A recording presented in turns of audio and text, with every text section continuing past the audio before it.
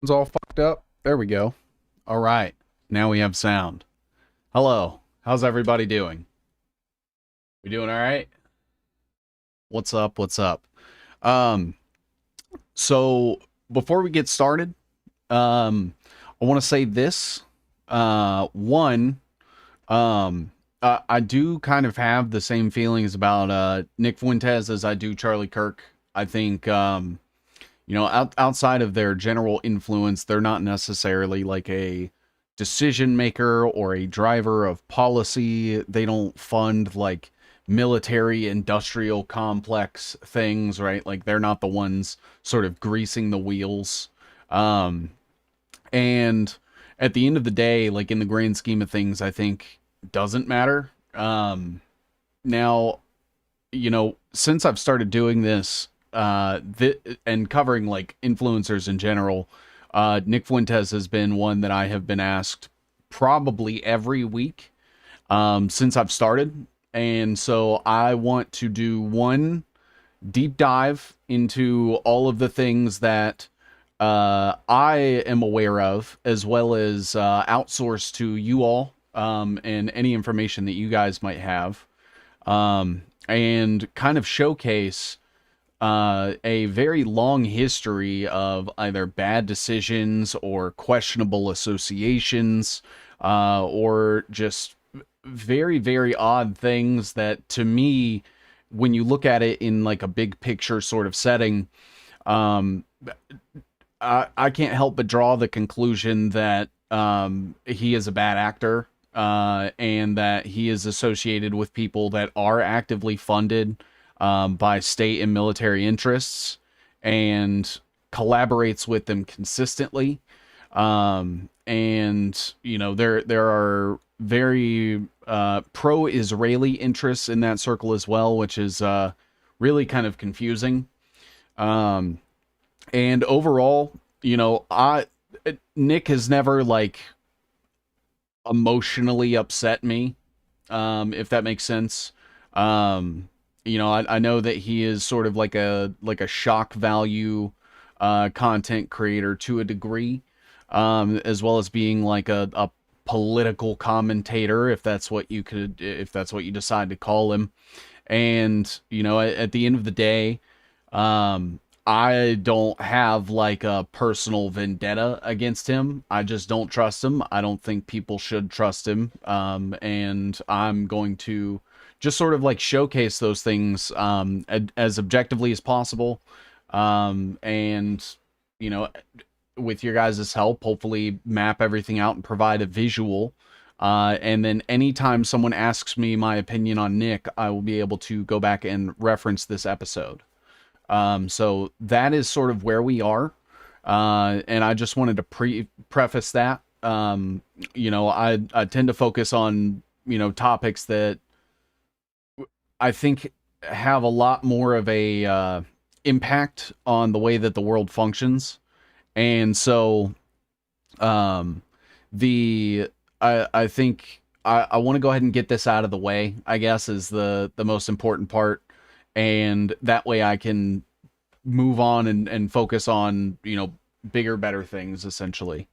Who do you trust? Very few. Sometimes I don't even trust myself. If that gives you any sort of indication as to where my discernment levels lie. No wellness sponsors, nanotech company. Who's Nick Cannon? Oh, geez. No, not Nick Cannon. Not Nick Cannon. It's Nick Fuentes. So I was gonna say no one, not even myself. Yeah, exactly. Exactly. So I have kind of I kind of pre-mapped out some things just to get us started. I thought it would save a little bit of time. These are just all the things that I know of and am aware of personally.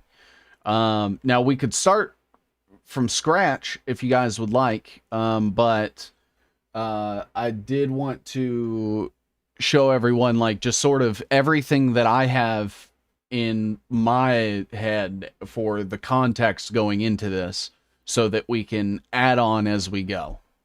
So let's pull that up really quickly. So Nick, started, doing debates and things like that, got introduced or essentially got acquainted with this lady named Cassie Dillon, who works for the Daily Wire. She has apparently done some work for Fox News as well. And that is how Nick Fuentes sort of rose to prominence, was his involvement with Ben Shapiro's circles, and then sort of, I guess, having a split from him, exactly the same way that Candace Owens did, where, everything's good, everything's fine. He's okay running in these circles until he starts questioning Israel, questioning Jewish influence, and things like that. When it happened to Candace Owens, I felt it a little bit of deja vu. I'm sure a lot of other people did. And I also think that they use that playbook to sort of like give Tucker Carlson a little bit more of a platform again. Once people were starting to move away from like Fox News and stuff, it was a way to rebrand himself. So, I have a couple of things on here. Obviously, Nick Fuentes has been super heavily involved with pro-Zionist Israeli intelligence asset Laura Loomer, as well as Milo Yiannopoulos, who is an FBI informant. During January 6th, which Nick Fuentes was a part of, he actually received he was a recipient of part of a $500,000 Bitcoin donation sent from France by a mysterious benefactor, some French computer programmer via Bitcoin, right before January 6th.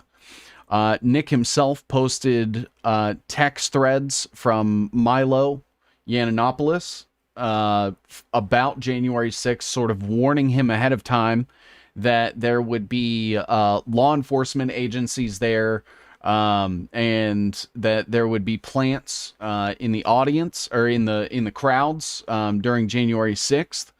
And so I think, this clip right here, especially in that context of Nick encouraging people actively at January 6th to tear down the barricades, to disregard the police. To me, I think that was a knowing sort of riling up of everyone and sort of encouraging them to, commit acts that they would then be reprimanded for later. And so the issue that I sort of have is that if you had information ahead of time and you were there, you know that this is not going to be good and that there are federal agents present, and you are being informed by an FBI informant friend of yours that you have, and you still choose to sort of fuel the fire. That to me is not okay.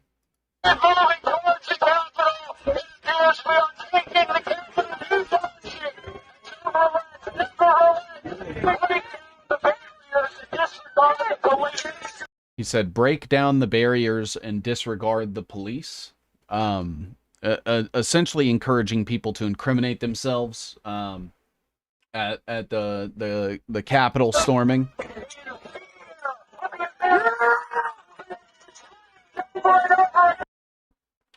And so that to me is a huge red flag, because first of all, I don't know about anybody else, but I could see the storming of the Capitol from a mile away for being the bullshit that it was, hence why I was not there at the Capitol.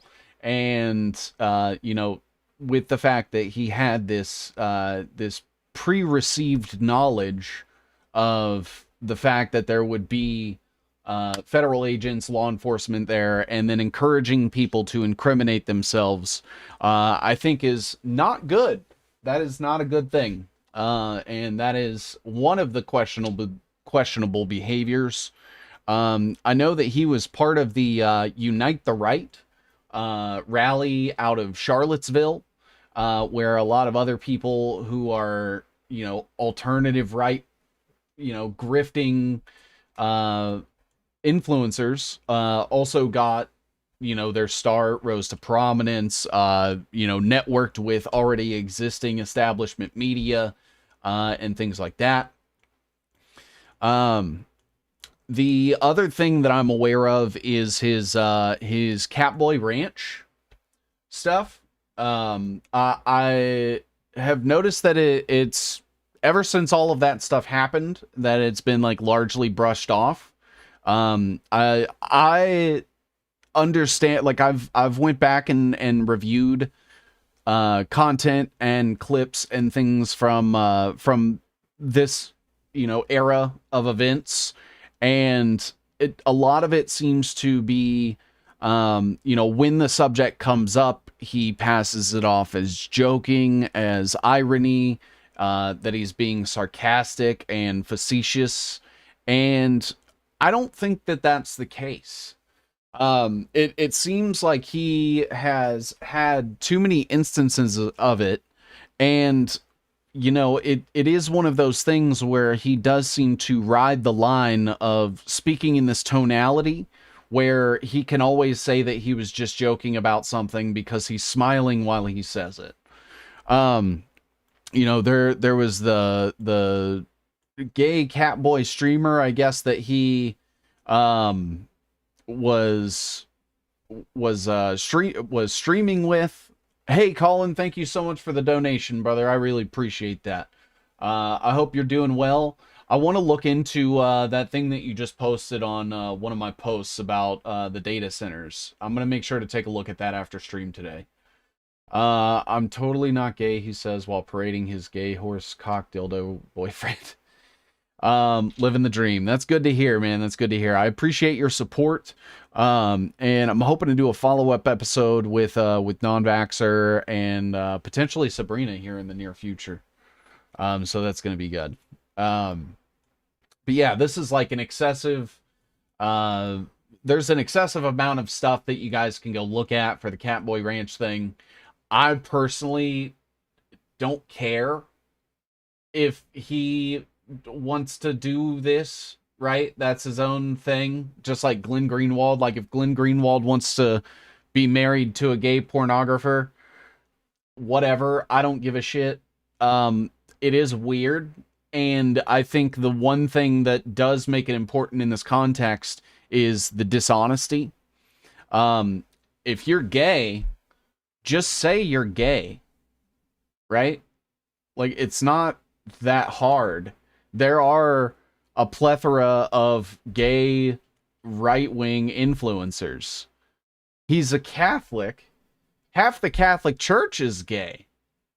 So I don't like, he could go be a cardinal if he wanted to. Yeah, exactly. It's a transparency thing. It's like, you know, if you're willing to lie about something this insignificant, what else are you willing to lie about? And so that to me, I think is why this is important to bring up, because he professes himself to be, you know, an Orthodox Roman Catholic, but to my knowledge, no girlfriend, never had a relationship, doesn't plan on, you know, creating a family and all of these things that he actively, you know, pushes other people to do, which I am totally okay with, you know, people having children and having, you know, heteronormative relationships with each other and stuff. I think that's perfectly fine. But it does seem a little hypocritical to then not follow your own advice. That would be, you know, if it came out that I was like a huge crypto trader while actively, you know, denouncing crypto and rejecting crypto and telling people to reject crypto, I feel like that would be the same sort of situation as this. He's Catholic, so he can't be openly gay, but he's already been excommunicated, so this is just weird. Thank you for the $5, Dina. I appreciate the support. He fucks Catboy. Enough said. His choice. Don't play coy, though. Yeah, exactly. You should meet my wife, Harry likes it all. And I mean, the Catboy Ranch thing is also putting into context that he's really close with known bisexual streamer Destiny, who has also made multiple comments about sexualizing underage children. Some that Nick has either encouraged or, you know, laughed at or praised Destiny for. You know, I know it's the shock value thing, right? I'm not stupid. I know they do it to be edgy. But at the end of the day, you know, sort of playing this like sarcastic enthusiasm behind pedophilia is not funny. It's not funny. And all that's going to do is normalize it to some people in your audience. It is what it is. This isn't like a cancel culture thing. If you want to make the jokes, that's fine. I don't give a shit. I'm not the comedy police. I personally don't think it's funny, but you're allowed to make the joke. I don't give a shit. But know that it does, you know, by effect, create this normalization in the minds of your audience about pedophilia being funny instead of disgusting and grotesque. And I think that's a very slippery slope. He was talking to OnlyFans women. Exploiting homosexuality is a common practice in the military. Trans is the goal. They hate women. That's true. Monarch Butterfly Ranch nearby is child trafficking hub. Think DACA. Yep. Obama. Epstein had a butterfly trust. Um, and also it is important to note, I did put a little Israeli flag in the corner of all of the people who are explicitly pro-Israel that Nick Fuentes is close to, and I tried to keep it to 1 to 2 degrees.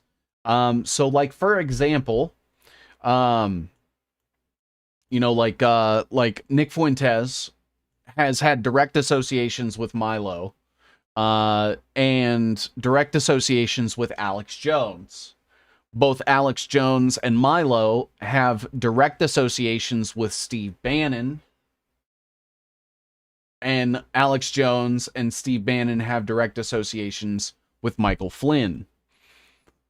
Nick Fuentes did the America First PAC, and Marjorie Taylor Greene was there, who also has a relationship with Flynn. Some other people that were at AFPAC, you had Wendy Rogers, you had Paul Gosser, you had Patrick Casey, you had Michelle Malkin, you had Scott Greer, who used to work for the Daily Caller, which was Tucker Carlson's Fox News thing, and you had Janice McGeechan. Nick Fuentes is also super close with Myron Gaines. Myron Gaines and Nick Fuentes have collaborated quite a lot.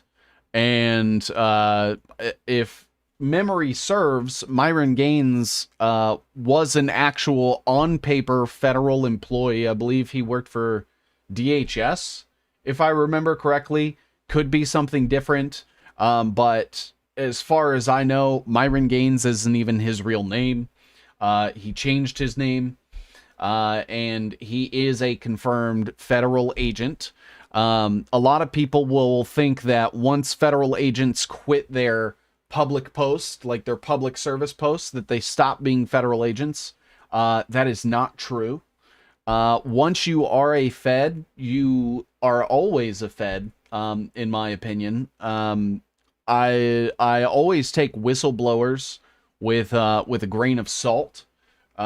Because in my opinion, it seems more often than not that they are just dog whistling the next step of the agenda and getting people to be okay with it. And I don't know, like the people that come to mind, Julian Assange, Edward Snowden, shit like that, like Edward Snowden, Booz Allen Hamilton contractor, NSA employee. There's absolutely no way that he was, authentically able to do what he did without some sort of facilitation by the federal government. And so, other people that Nick has had prominent associations with, Candace Owens, which we'll end up investigating her husband George Farmer on this episode as well. Charlie Kirk, they've had multiple back and forths before, and especially since Charlie Kirk's death, putting that in quotes because I still don't think that that's what happened. But and then we have the Turning Point USA and everything that's involved with, which is where we're going to start getting into like the Council for National Policy, the Schlafly, Phyllis Schlafly, the Bradley Institute, and things like that. And obviously Kanye West is on this list as well, for their collaborations in the past. And so, and then I also just have a couple of things here. Nick's DNA results that he posted for his white nationalist movement. I know it's brought up all the time, but I do think that also needs to be addressed. Where it's this preaching of like a white supremacy while not being entirely white yourself. To me is another one of those where, just like January 6th, it's a trap, that it's going to get people in trouble, and you are still encouraging people towards it, to participate with it, etc. And so, that to me is another thing. One other one that I thought that we could kind of do is like bad takes that he's done.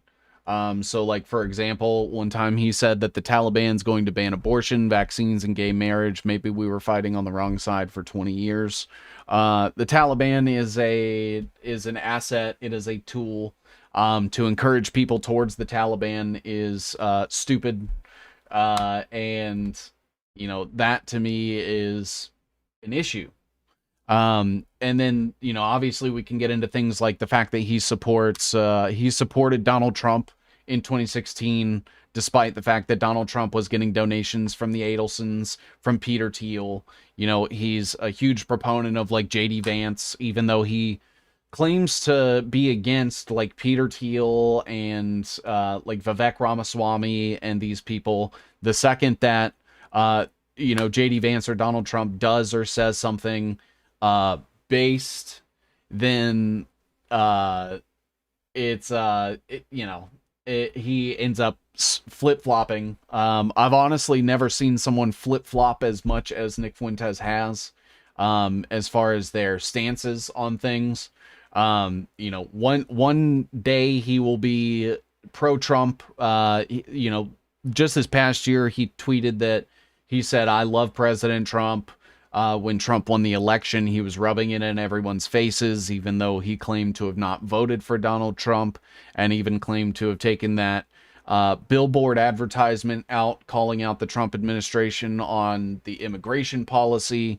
And it slowly becomes like this death by a thousand cuts. And so, in my opinion, I think this is like a good starting point, and then obviously we can sort of branch out and show the connections of some of the people that he associates himself with. People that I haven't actually brought in is the Groypers. So I know that he has quite a few like high level people that are in his network, that are like the Groyper network, that are associated with other things. Some of them have been found guilty of, like transmitting child pornography, or like being, self-admittedly like having pedophile tendencies. So that I may need some help with digging up, because I don't know these people's names. I'm not really trying to like sift through the internet drama archive to figure out, who said what and this and that and the other. Names would be fantastic. Maybe like a link to some sort of evidence or something would be appreciated. But what I thought that we could do is just kind of start going through the web of the people that he is associated with, and showing like how connected they are, and go from there. What do you guys think? How do you feel about that? I would love to do just this one single episode on Nick, and then move on, because I do think there are a lot of other like way more pressing topics. But I also, I want to meet people sort of where they are, and this has been requested by for me to do by probably more people than any other topic that I've covered. So here it is. Here it is. So we have Ben Shapiro. Ben Shapiro. Ben Shapiro obviously is part of Chabad. So I think that's important to call out.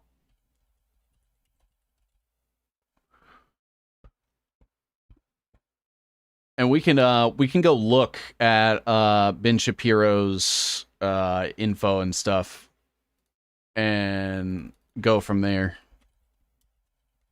I kind of want to start like, actually, should we start with Cassie Dillon?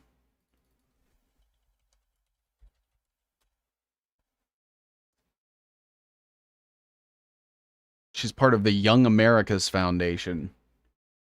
Under a collective Article 51 UN Charter, the media can be used to help bring about a peaceful resolution against a common non-state foreign cyber attack.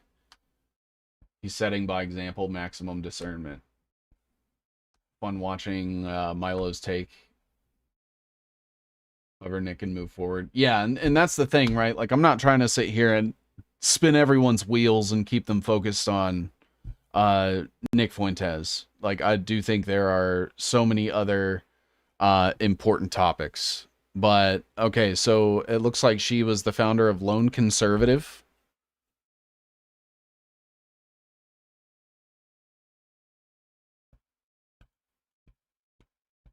Not quite sure what Lone Conservative is.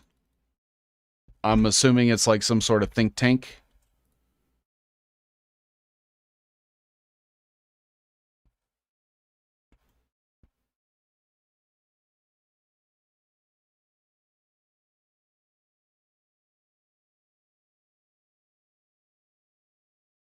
She has her podcast, The Casey Dillon Show.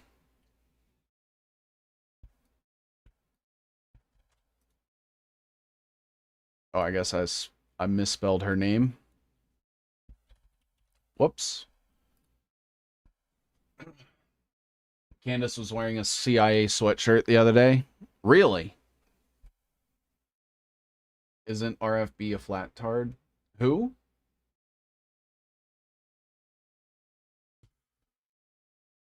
I don't own any sweatshirts that have CIA or FBI on them, but that's just me. I don't either. I don't either. I have a shirt that says, I put the retard in retarded.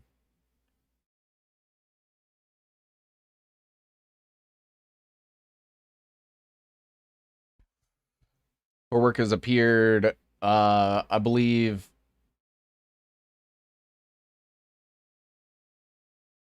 should we, I feel like, should we map these other people out as well? Because what is this? Young America's Foundation.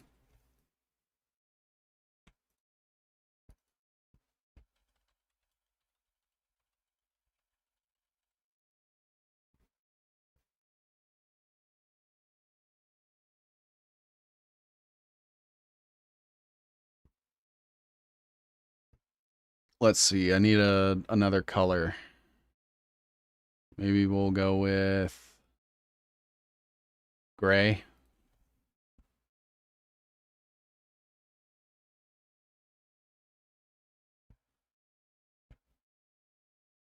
And so, who's this Isabel Brown?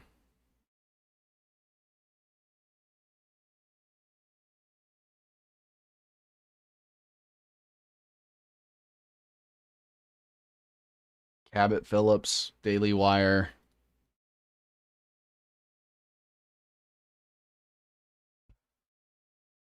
Dr. Wilfred Riley.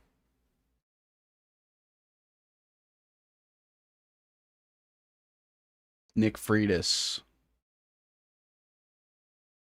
Special Forces. Regularly featured on Fox and OAN. Prominent podcasts like Sean Ryan, Ice Coffee Hour, Tim Cass, and many others. Okay, he might be semi important to put on here. Cause we have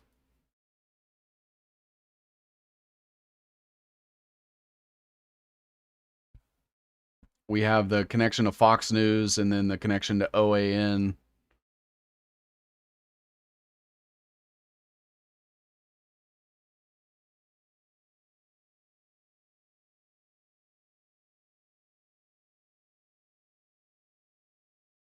Put it like right here.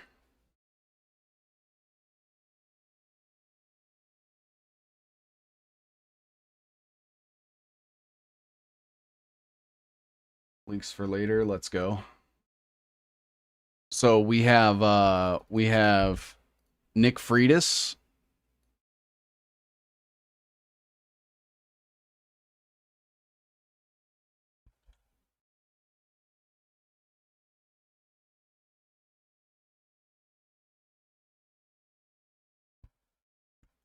Where can I position him? Maybe here. Because then we have Fox News. I might have to move him over a little. There we go. Um, Name Fuentes has been identified by the Holy Office of the Catholic Church of Spain and other sources as Sephardic Jewish. Um, do you have links on that?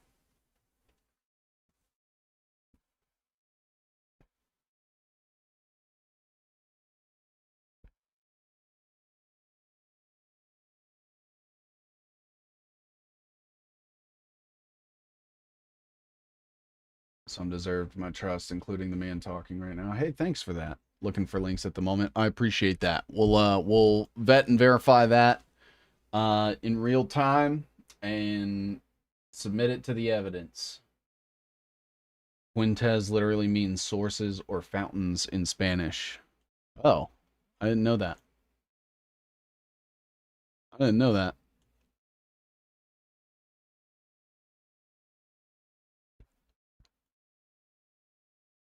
Okay, so we have Army Special Forces.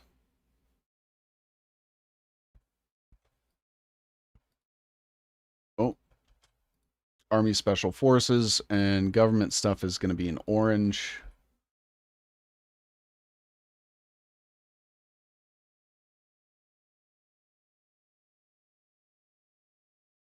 Member of the Virginia General Assembly serving in the House of Delegates.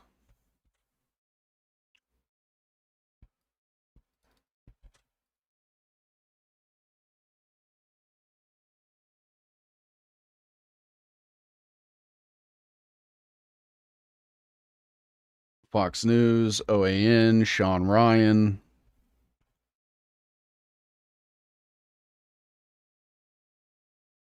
OAN is officially Steve Bannon's, right?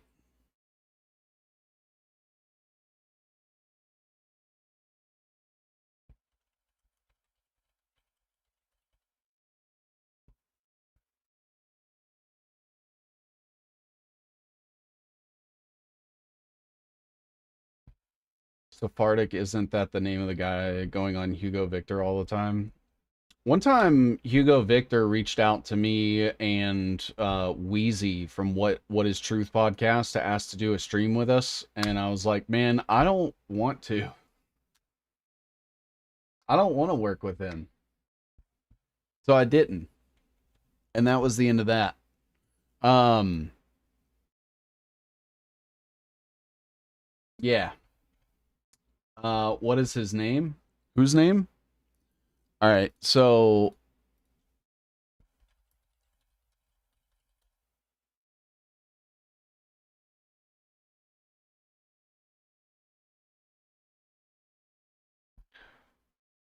Herring Networks.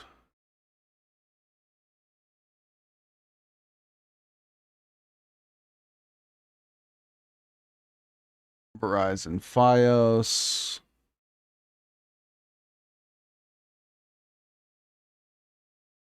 Matt Gates. Carrie Lake. Tommy Loren. Steve Bannon.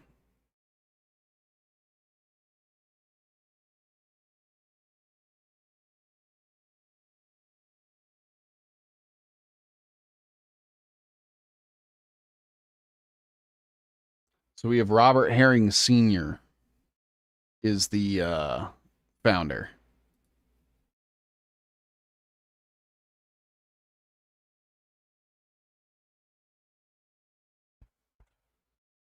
According to Nick, he's one half Italian, one quarter Mexican, and one quarter Irish.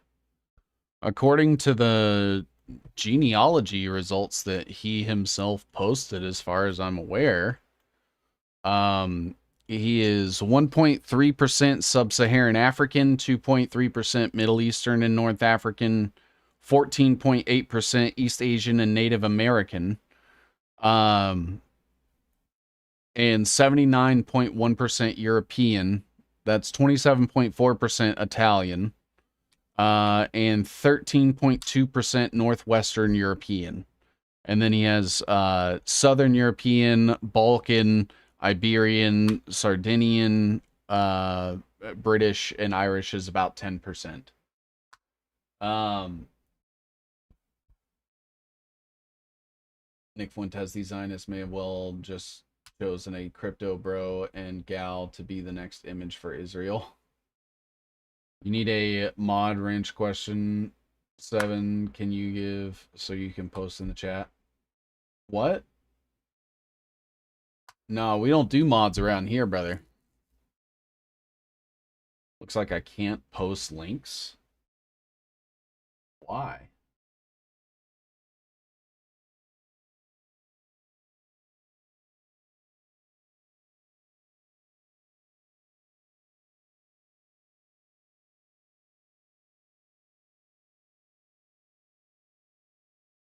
I'm looking. Moderation, none. Blocked words, none. I have no idea. Look.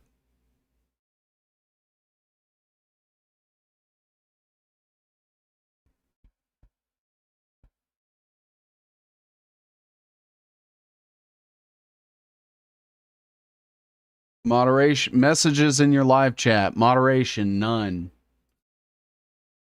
Blocked words, none. Oh, what is this?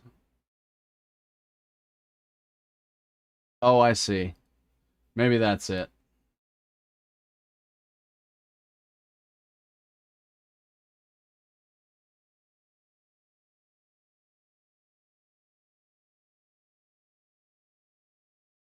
What about now?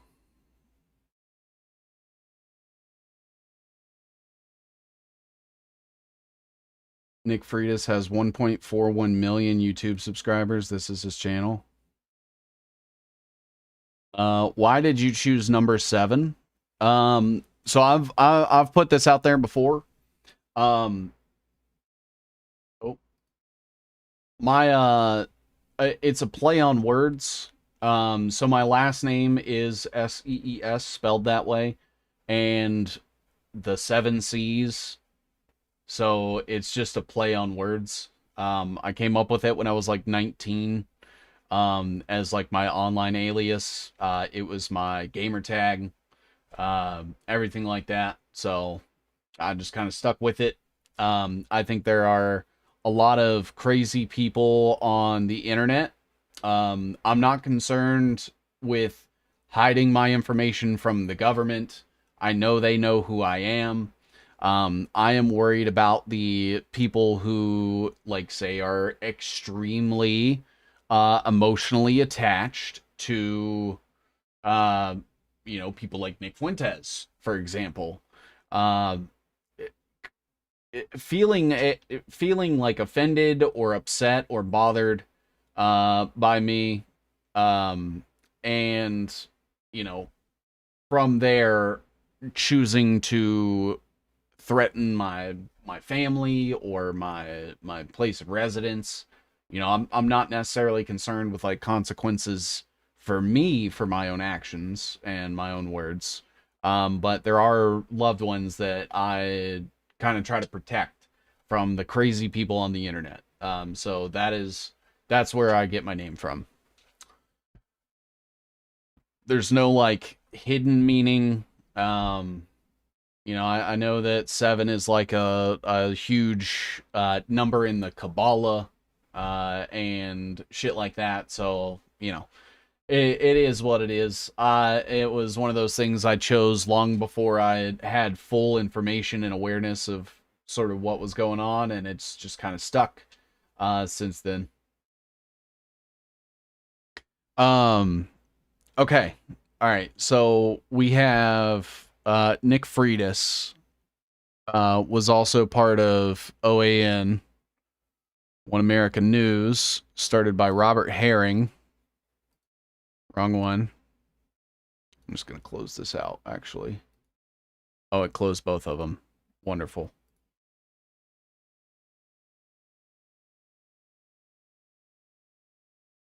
Uh,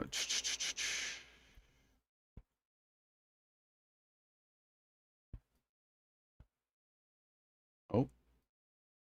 So we got Robert Herring, founder of One American News, that Nick Freitas was also a part of.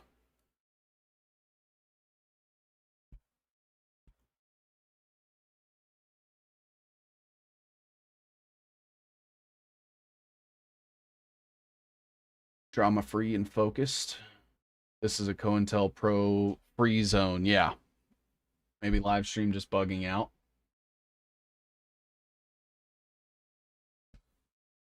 Put on all comments. Yeah, you gotta, for some reason, YouTube defaults it to the top comments, and then anything that it decides doesn't deserve to be shown, they will just hide it, and you have to toggle that on or off yourself. That's not something I can control. Everything can be twisted if you're determined enough. At least 7Cs is transparent about everything. Yeah, I mean, at the end of the day, it's like, I'm too lazy to lie.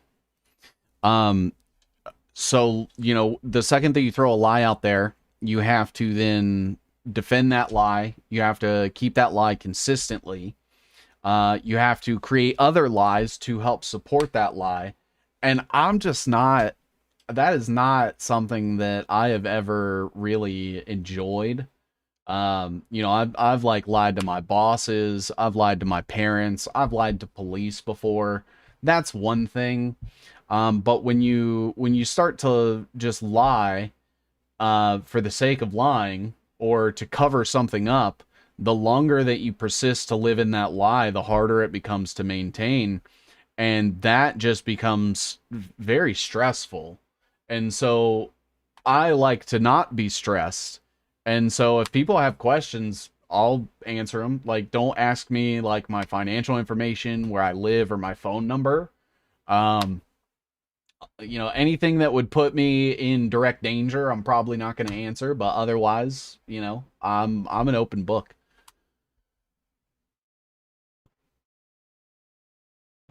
And so we have Robert Herring. Looks like he hired Michael Reagan. Industrial Circuits. And he hired Ronald Reagan's fucking son. That's crazy.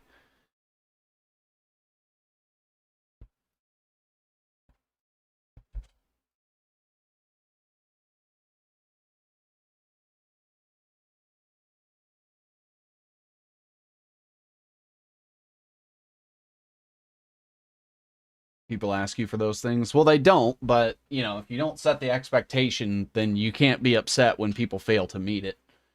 Put the stick in your garden, and what name was on it?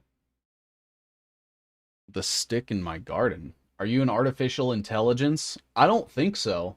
Last I checked, you had to, like, have intelligence to be artificial intelligence.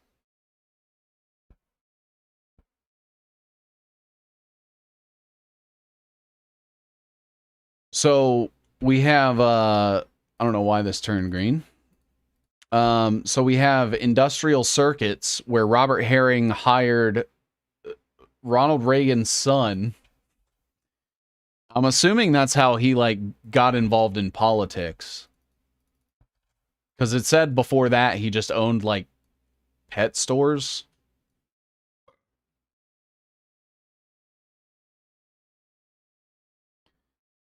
And it was while Ronald Reagan was president.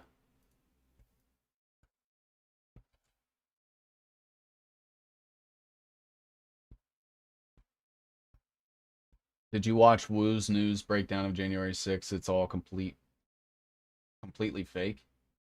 You told this story yourself, Seven? Yeah.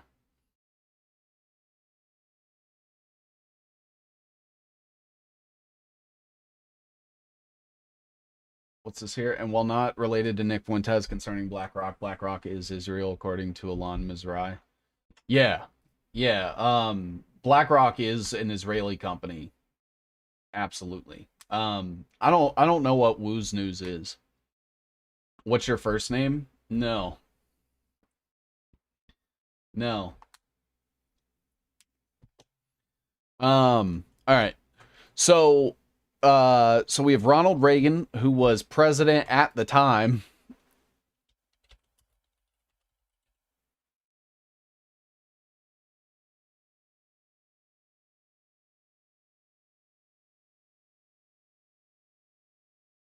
How long have you been working on your webs? Um I'd say about we're coming up on a year. I think it's been about a year. First name is Seven.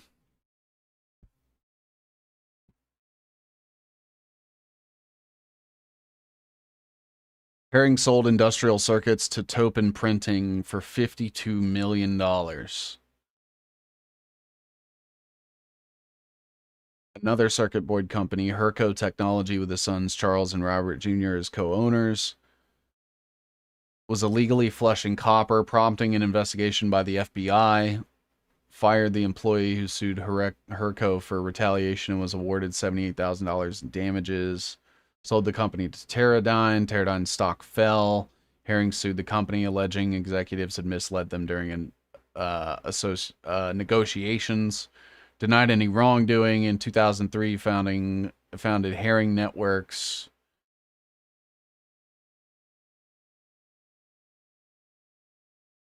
So I guess Herring Networks. Oh, he donated to Hillary Clinton and Barack Obama. And he helped Michael Moore.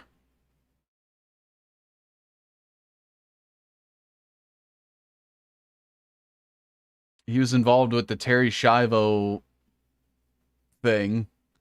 Weird stuff. Weird stuff.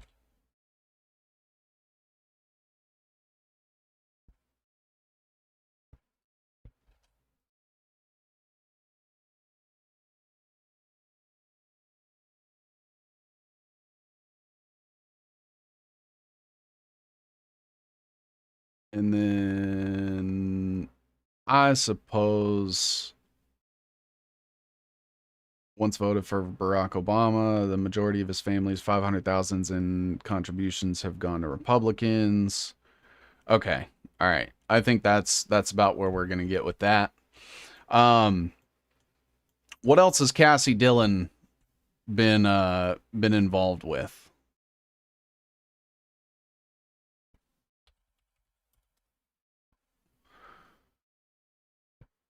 LinkedIn. Let's look at her LinkedIn.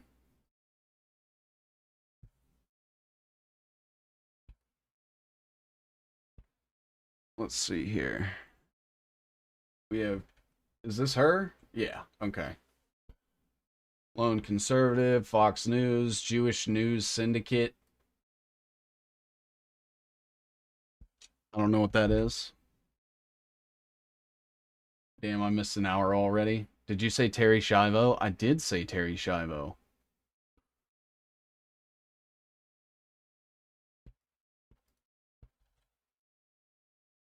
The Jewish News Syndicate. Stand for America.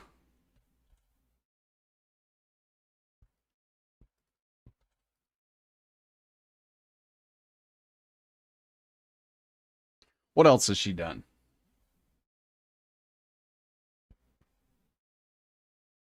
Do you consider all of these people to be accomplices of Nick's, just associations, enemies, or are you just building a known associate tree? I haven't watched a Lies and Ties episode before.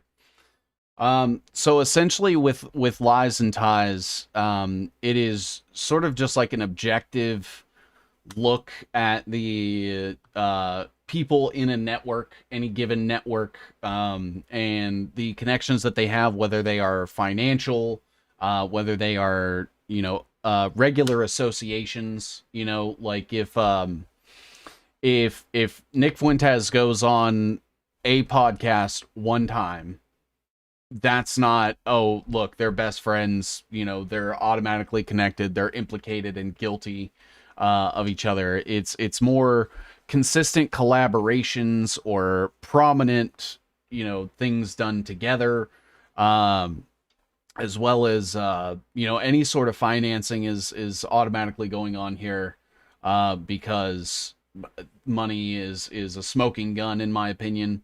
And I think it is one of those things where, this is the way that the world works, right? Is these associations and stuff that, especially when you're not able to see like the communications and the way that they interact with each other off camera.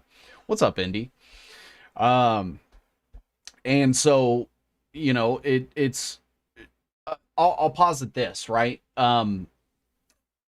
Doing this is sort of the same as an Epstein list per se, where maybe there were people that were involved with Epstein that were completely unaware, uh, didn't know anything was going on. They were useful idiots or pawns.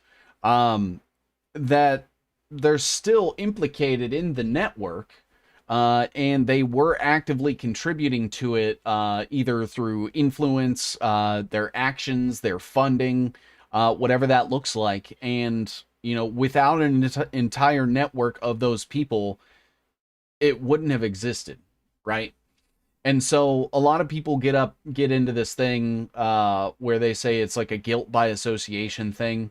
Um, that's how the world works. I don't know how else to explain that to people. But it is the people that go to the same country clubs together. It is the same people that went to colleges together. It is the same people that go to these, think tanks and meet together and talk together. It is the people that, start companies together and sit on boards with each other. It is people that collaborate with each other in a media sense. Like in my opinion, Alex Jones is on this list with Nick Fuentes because they have actively collaborated multiple times, for years. Same with Kanye West. Kanye West was like a huge reason that Nick Fuentes gained as much notoriety as he has. Milo, where like right now they aren't necessarily like on good terms, according to their narrative, but they had an extensive relationship in the past. And showing his connections to these people and then their connections to, various entities, groups, organizations, what have you, that have bad intentions, I think shows a timeline of decisions that could be summarized as what is his character. And so, when you have a long time consistent association with all of these people who are, waist deep in psychological operations, or are controlled opposition, or are actively working with, Zionist interest or Israel directly, or the state, or whatever, it ends up being, it's, that to me, if you're willing to work with those people consistently and have a relationship with those people, then you're condoning what they're doing, and also sort of, passively or indirectly, condoning, following them to your audience. And so, when Nick Fuentes does multiple collaborations with Candace Owens, or they pretend to fight with each other, now you have this thing where Nick and Candace are both benefiting from the attention that they are grabbing from the drama that they are creating between each other. And that is what keeps people distracted from the biodigital convergence, from the Zionist agenda, from Jewish supremacy, and all of the other things that are actively moving the needle against us. And so that is my issue. And that is why I think it is important, that these things are highlighted. And, it isn't necessarily on like some sort of emotional or personal vendetta. It is one of those things where people have, asked my opinion on this a lot. And, I think the best way to approach it is just objectively. And instead of, letting me tell you what to think, laying out all of the evidence that I have and allowing you guys to come to your own conclusions. And so that's why I am doing this. It used to be that you didn't talk about Israel, you were an actor. Now, if you're not talking about the biodigital convergence, you're an actor. I mean, I think so. I think that there are like a lot more important things going on. Like the fact that Tucker Carlson is doing, like a 9/11 expose like 25 years later, right? In my opinion, it's like, okay, you're exposing things that, like, we can't change the past. Yes, it is good for people to understand this stuff, but where is any sort of the focus on like the technocratic agenda or the the Jewish lobby on the free speech that's actively happening? Like, I see that he's dipping a toe into it a little bit to like get involved with the Candace Owens, Nick Fuentes drama soap opera stuff. But outside of that, I don't understand. Easier to blame Israel instead of dealing with the reality of the entire world being part of the NWO. Absolutely. Seven Seas growth has been natural and organic, slow and steady. It was pretty fast there for a while between like 10 and 25, and it was like right after that happened the brakes have just been smashed. And that's fine. That's, I'm not in this for like the attention or anything. Like, as long as other people are spreading the information and stuff, that's really all I care about. Like, I'm not looking to, have 100,000 subscribers and followers and shit like that. Like, I just want people to tell other people the stuff that I'm trying to show people on these shows is all. So thank you guys for your support and stuff. But let's get back to Cassie Dillon. What else? Daily Wire, Campus Reform, Young American. Oh, look at that. Council for National Policy. That's going to come up quite a few times in this stream, actually. Interesting. Interesting.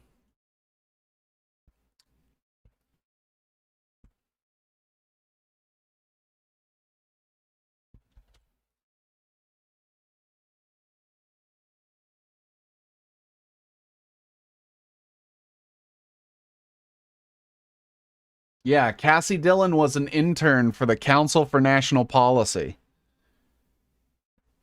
It looks like for only 2 months. She must have not been 3 months. She must have not been a very good intern. So she started off as a canvasser, and then she interned at the office of the governor for a year. And then she went directly into Council for National Policy. That's insane. Racine, Wisconsin.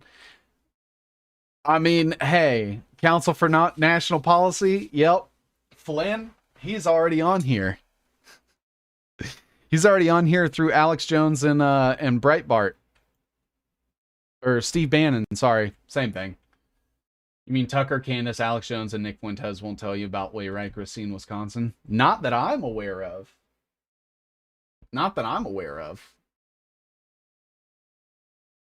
Council for National Policy. It is a it's a globalist think tank. So here's how I always like to phrase it.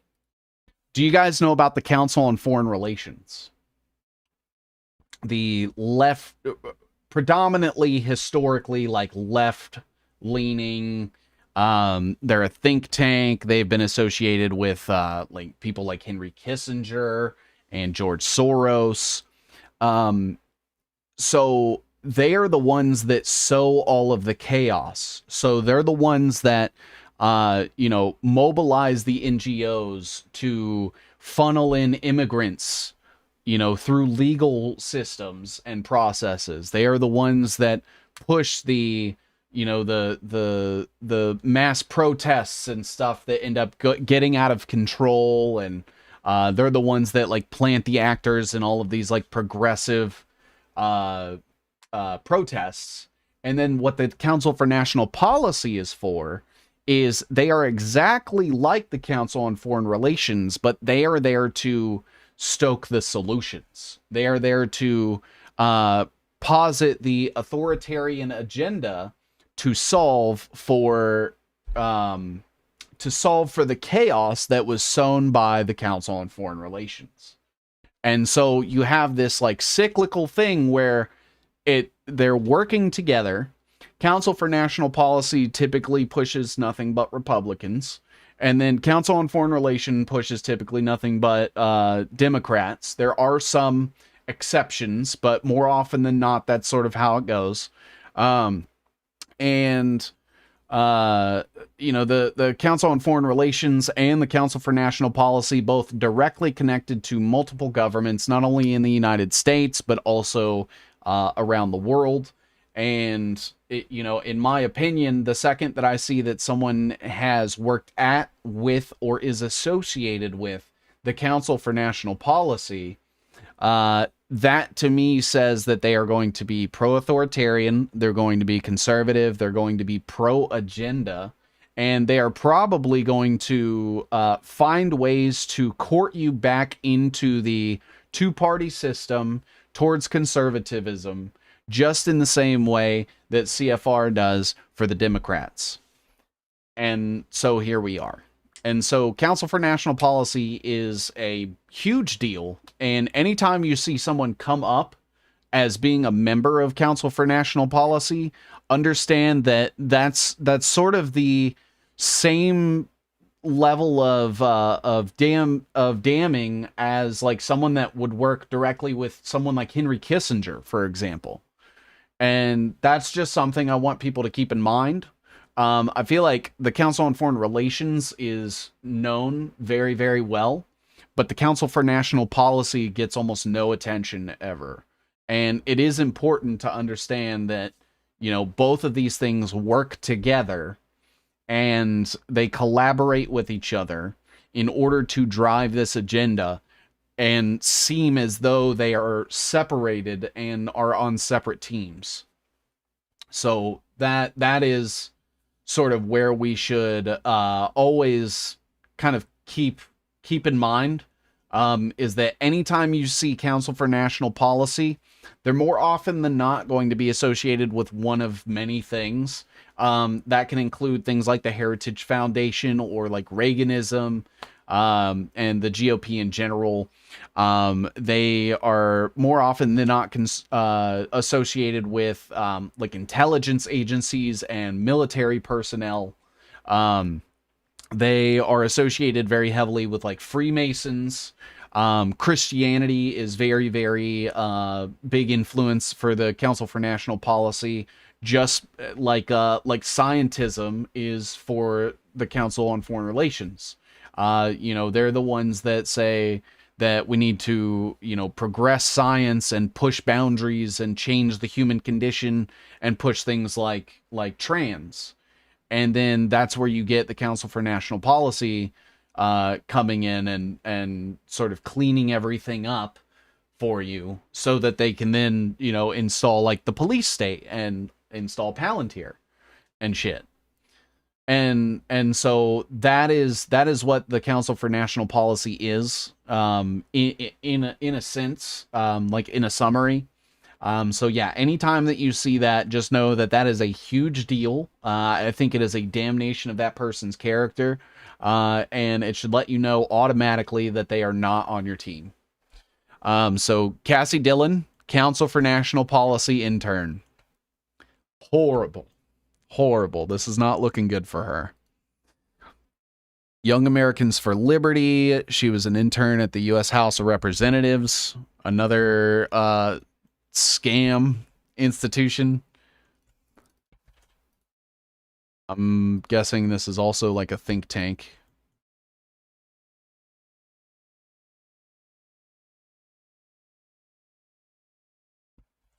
U.S. House of Representatives. She was also only there for 3 months. That's very weird. Is she doing like summer internships at these places? And how is she getting these connections? I mean, don't get me wrong. I know how she's getting these connections. But crazy. Clinton's also heavily invested with the Trilateral Commission too. Yeah, and so was it Zbigniew?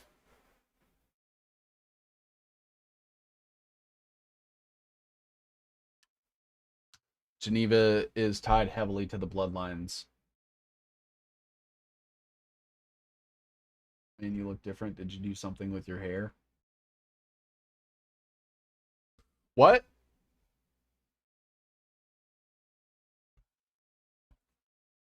The connections are made with her own fleshlight. Oh god. Disgusting. Disgusting. So this seems to be like a pretty good um summary, I guess, of like Cassie Dillon's resume.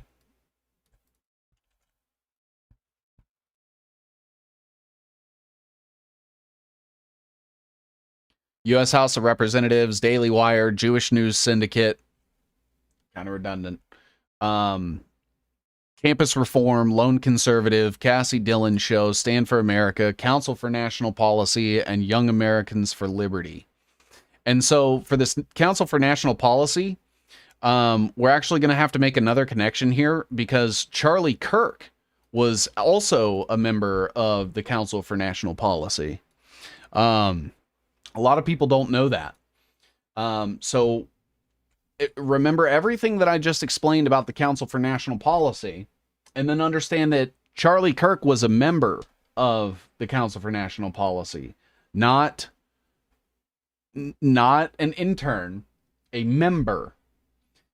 Is Hillary still on the CFR board of directors? That is a great question. We could look it up.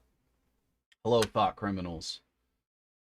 Trilateral founders David Rockefeller, Zbigniew, and Jimmy Carter. Besides Nick Fuentes, wonder if any of these names I see Ben Shapiro on there grifter themselves into Zionist Bitcoin. You know, that's a great question. You'll have to send me the stuff on Zionist Bitcoin. I don't think I'm aware. CFR are all Jews. Young America's Foundation. Cassie Dillon, yep.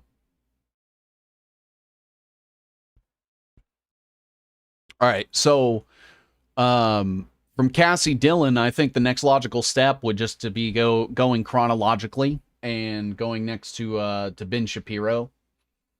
I don't know if anybody else has anything on Cassie Dillon necessarily, but I don't. If you do, please feel free to forward it to me, but I feel comfortable moving on to Ben Shapiro. And so, you know, I saw a podcast one time where Nick was talking about it himself, and essentially he said that, you know, he got introduced to Ben Shapiro through Cassie Dillon, and you know was chopping it up with them and was in all their group chats and was associating with all of them, and then according to him started questioning the Jewish influence and things like that, and from there you know, kind of got ousted. YAF is important and closely linked with Scott Walker.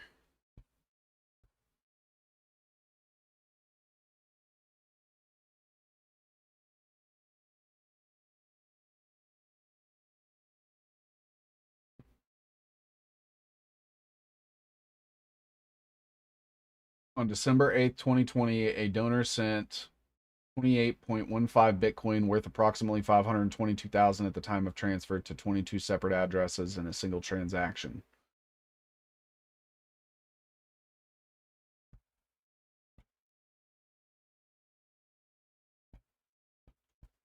This right here.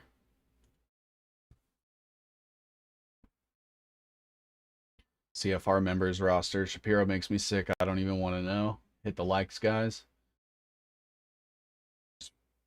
Shapiro's face makes me cringe. I don't know why. It's an automatic reaction.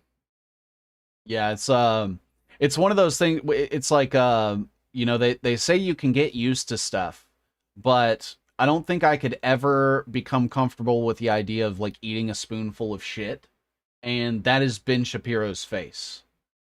Um, every time. Does anybody have a current updated list on the Council for National Policy? I would like to look at the CFR a little more in depth. They've come up a couple times for our Racine web. Who started the East India Company? Hey, that's going back far. You think Nick will respond to this video? He seems like the kind of kid who would know. I don't care either way. He can, he doesn't have to. I was streaming 2 days ago, and I had someone from my audience. I asked everybody what I should do the next episode of Lies and Ties on. It seemed to be largely in favor of exploring Nick Fuentes.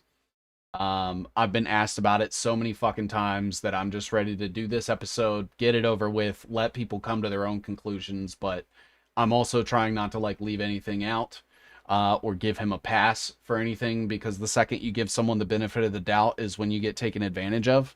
And that's not happening. So everything is going to be looked at extremely objectively. Context I think is a little important, but also at the end of the day, like, your decisions on who you associate with and why, and the things you do and say are as black as white as they can get.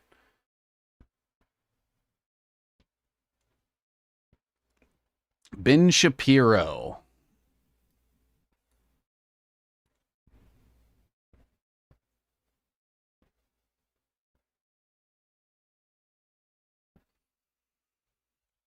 Oh man, Ben Shapiro.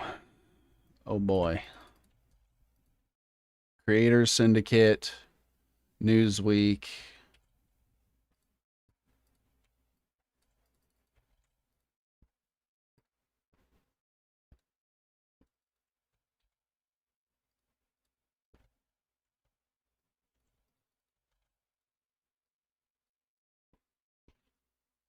Nick Fuentes doesn't live that far from a scene. He will never mention it, just like everyone else connected with the InfoWars network. Yeah. Seven would have to dress up like a cat boy. It's 5786 Anno Mundi for the tribe, and 2025 Gregorian for everyone else.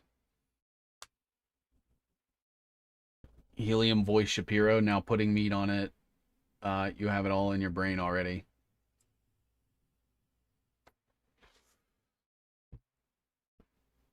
Did he call it Daily Wire as in that wire they ran all around Manhattan to claim the whole thing was at home? So, yeah, I know about that.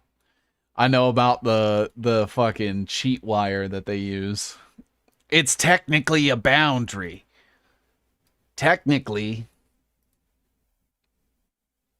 Would you ever go on a date with Nick Fuentes? No.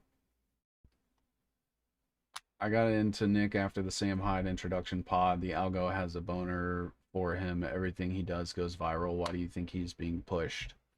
I think it's a distraction. So like the fighting that he's having with the various personalities. I think that that's kind of always been the case. It seems like is he's just involved in the circles of distraction where it's just, hey, pay attention to us fighting with each other instead of paying attention to what your government's doing, to what Israel's doing, to the biodigital convergence, to technocracy, etc. And so, to me, at the end of the day, like, being able to showcase that, I think it's important for people to understand the ways that they're being distracted, and the people they're being distracted by, and the things that they're connected to, so that hopefully they can realize that they're wasting their time and they're being misled at the end of the day. That is essentially like the culmination of the point for this. Here's a 2022 directory for the Council for National Membership, pulled from Grok. Ooh, Grok is so unreliable. I'll see if I can do it anyway. Why can't I, there it is.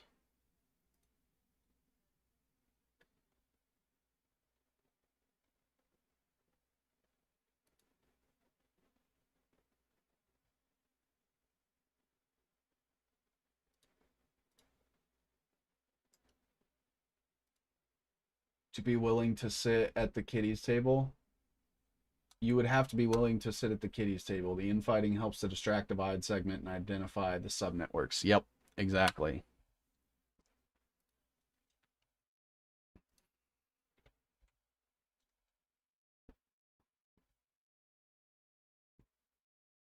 So this was published on March 18th, 2022, the most recent publicly available directory for the Council for National Policy. This list is not dated, but appears to be from January 2022.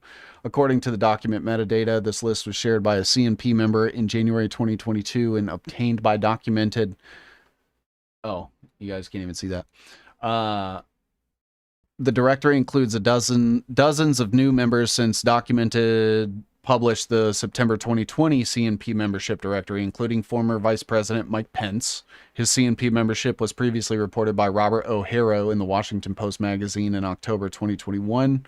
Former Trump lawyer Jenna Ellis, who wrote 2 memos outlining how then Vice President Mike Pence could overturn the results of the 2020 election. Note the directory has been reduced to 3 columns for searching purposes, and the original directory can be made available to the reporters upon request. So this is a list of all the people. So there is Charlie Kirk right there. I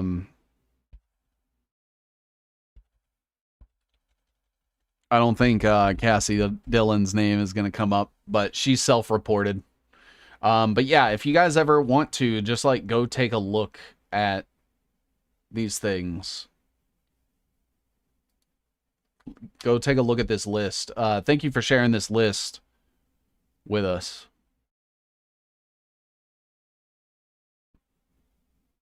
Chad Connolly, Scott Brown, Ken Campbell, Heritage Foundation, the Honorable Becky Norton Dunlop.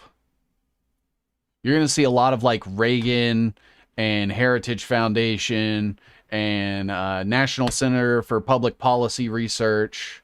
That's going to be a lot of the people in this.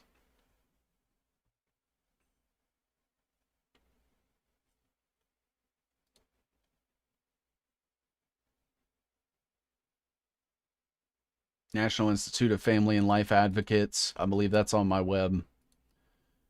Speak for Life. Let's see. Yeah, see, we've got what is it, five Heritage Foundation members on the Council for National Policy. No one in the J6 influencer networks wants to talk about Pence and Wainwright from Racine, CMP, or Joe Schmidt's tied to Racine. You know, we're gonna have to do another Racine episode soon. The wife of Charlie Kirk is a nutcase. Oh yeah, absolutely. Like these demons that want depopulation care about family. They do not. They do not care about family at all. All right, Omni Magazine, Daily Wire, of course. He was at Breitbart.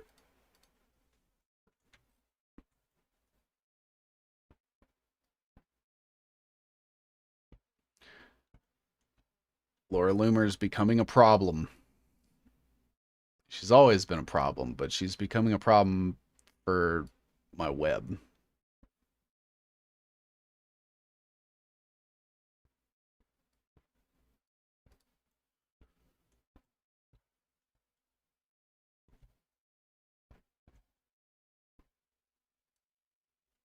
So Breitbart, Ashkenazi, Orthodox Judaism, the Israel Bonds Banquet, Walter Reed.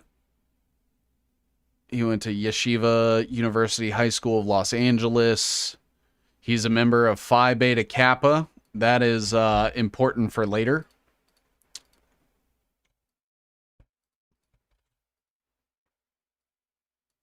I'm going to keep it a think tank color because it might as fucking well be. He went to Harvard.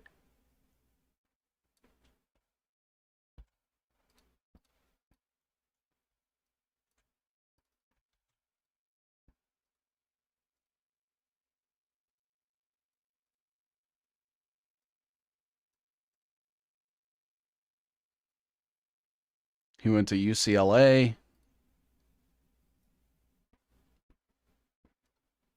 And Yeshiva University High School.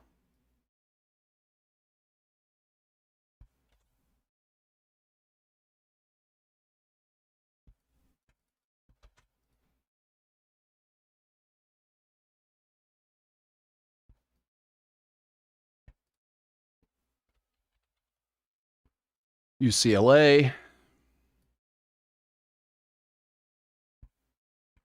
Now, do we have evidence of Ben Shapiro ever admitting that he is Mossad?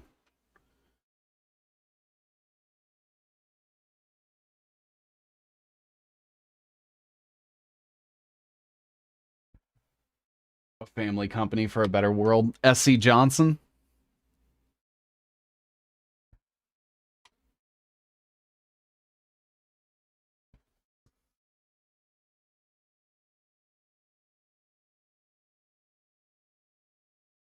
I am going to go ahead and put Israel on here.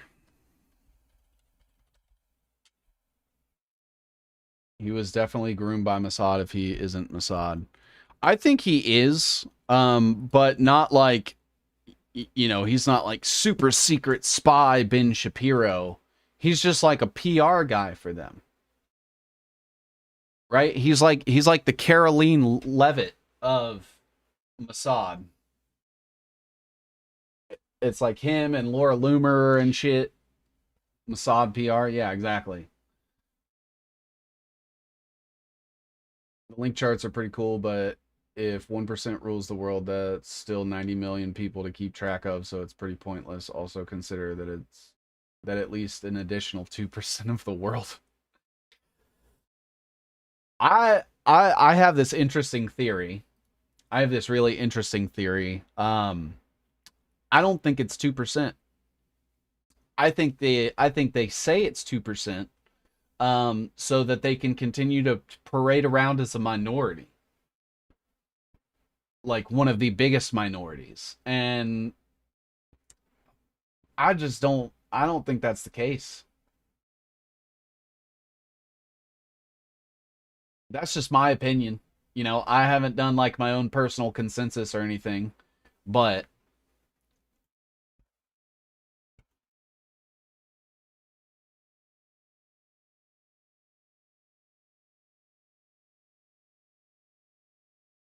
I don't know. It seems like they are too hell bent on making you believe that. And I'm like, anything you guys try to get me to believe, I'm going to doubt inherently. And so I don't know. Every time it comes up, I'm just like, yeah, okay. Okay. Goodwin Proctor.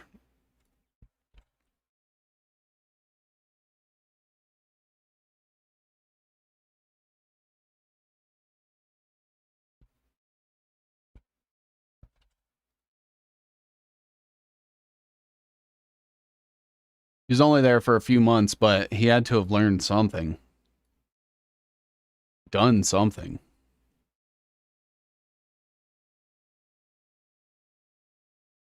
Harper's Collins publishes Ben Shapiro's books. Harper's Collins is Rupert Murdoch's publishing company. They also published J.D. Vance's Hillbilly Elegy book, um, that came out that details his whole fucking made up ass life story.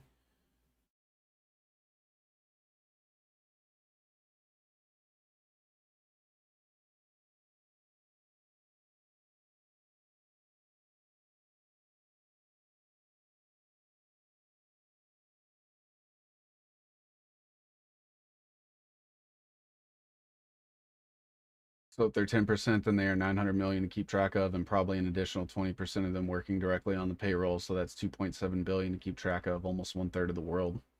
Right, and that's why it's like, there it eventually gets low enough down on the totem pole where I'm like, I don't think that person is like the return on an investment, right? Where is your Racine episode? I have a few of them. Um, they're all on YouTube, Twitter, Rumble. I used to not title the episodes, but I believe it's Lies and Ties 7, 9, and 10 or 11, something like that.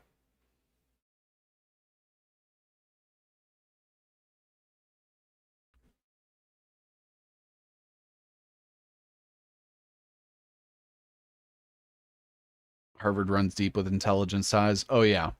Yeah, so anytime like a school comes up, it is absolutely imperative that you look into that. Look who, because that is where a lot of these people make their connections to begin with, is through like fraternities and going to schools together. That's how JD Vance met Vivek Ramaswamy. That's how JD Vance met Peter Thiel. Peter Thiel came and spoke at Yale one time while JD Vance was going there. And from there, JD Vance dropped everything and decided to become Peter Thiel's fucking lackey. Right? So it is important, in my opinion, to always list the schools that they attended, because that is where a lot of these people begin their careers and their networkings.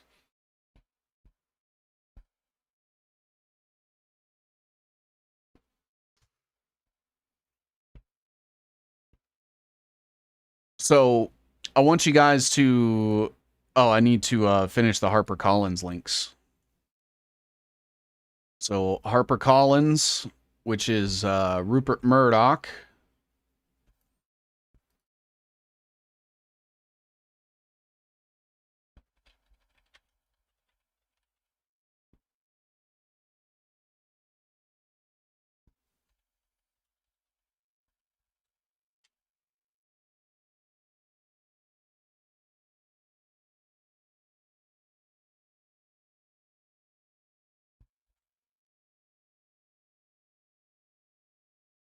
I wonder who else on this web has books published by Rupert Murdoch.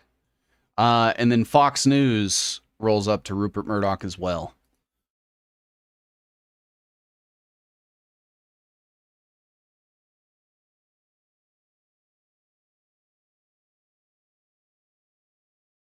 University is where they train the drones. Yep, exactly. Exactly. They get them fresh out of high school when they're young and stupid.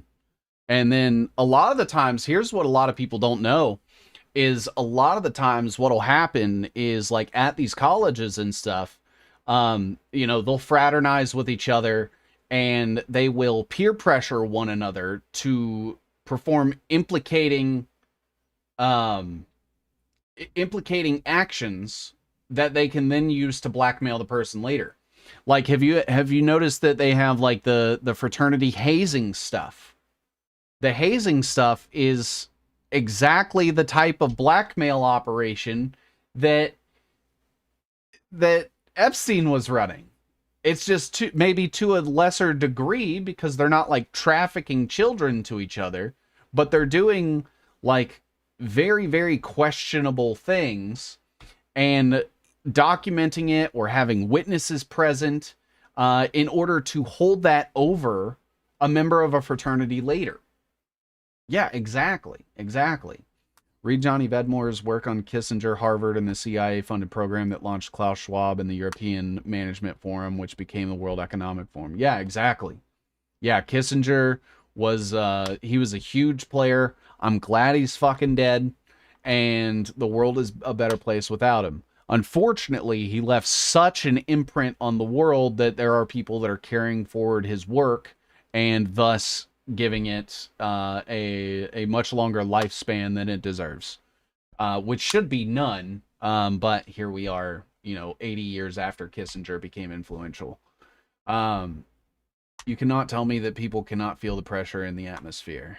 Why do they have to say Latin phrases in university rituals in America without even knowing what they're saying? What if they're casting spells unwittingly? Sadly, Johnny Vedmore and Whitney Webb are limited hangouts. I've heard that quite a few times, and I think that, how do I put this the right way? I think that there are grains of truth that can be extracted from a lot of places. And while, some places may not be like entirely forthcoming or, what have you, a lot of the times there is information that is posited from these places that is correct. I think that is important to keep in mind. I, for one, want to, put forward that I don't trust anybody. Um, I I would beg you all to not trust anybody as well on the internet. They will never have your best interest at heart. That is including me. I know it's really shitty to hear, but you know, I am not going to be the one to save you. I'm not going to be the one that is going to lead you into salvation. And the only person that is capable of doing that and keeping your own best interests at heart is yourself. And so, that's why I always push people to say, like, do your own research, make sure you're keeping your money for yourself, and shit like that. Yeah. And Will has a great point. Like, there are people that, uh, like there's people that I know personally that I don't trust. There are some people that they would call us friends that I do not trust, that I've known for years. And so that's why I think it is important for everyone to always keep that in mind, that I am cynical as shit and someone has to basically everybody is guilty until proven innocent, in this case, because I value my time and my research enough to not get strung along and like put in these, narratives and shit like that. And so I think that at the end of the day, even with like all of this research and stuff that we're doing live, like if you don't believe anything that I'm saying, please research it for yourself, vet it for yourself. I am just a person at the end of the day. I'm capable of making mistakes. I'm capable of looking at things subjectively. These are just the things that I can sort of posit to you all. Are you black pill or nihilist, Seven Seas? No.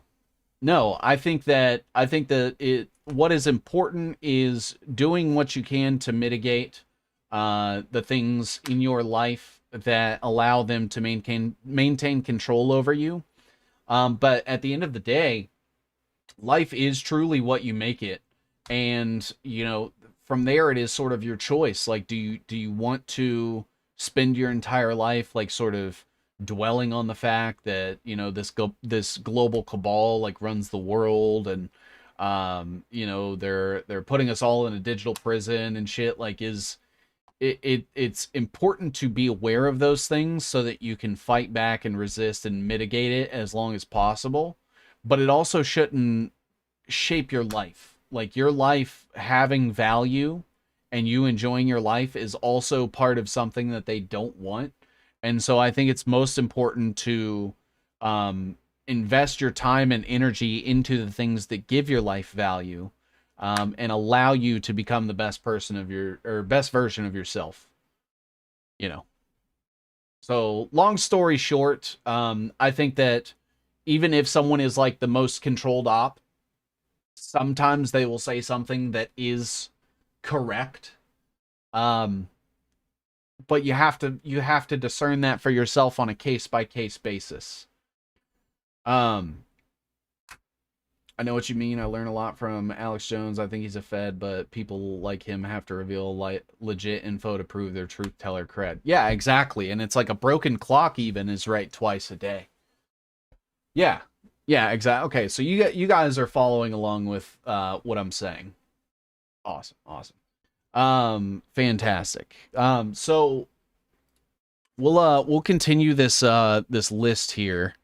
Um so we had the Rupert Murdoch thing because HarperCollins does all of his books. Well, I guess Threshold Editions is doing his now. Oh, a division of KKR. Interesting. So Threshold Editions did publishing for Ben Shapiro as well. And I'm about to show you guys why that is extremely interesting, because we have KKR, and a notable member of KKR is Ken Melman. Let me see if he actually comes up on. Yeah, there it is. Okay, so Ken Melman is KKR's head of global public affairs, and he has been since 2008. Now, why is that important?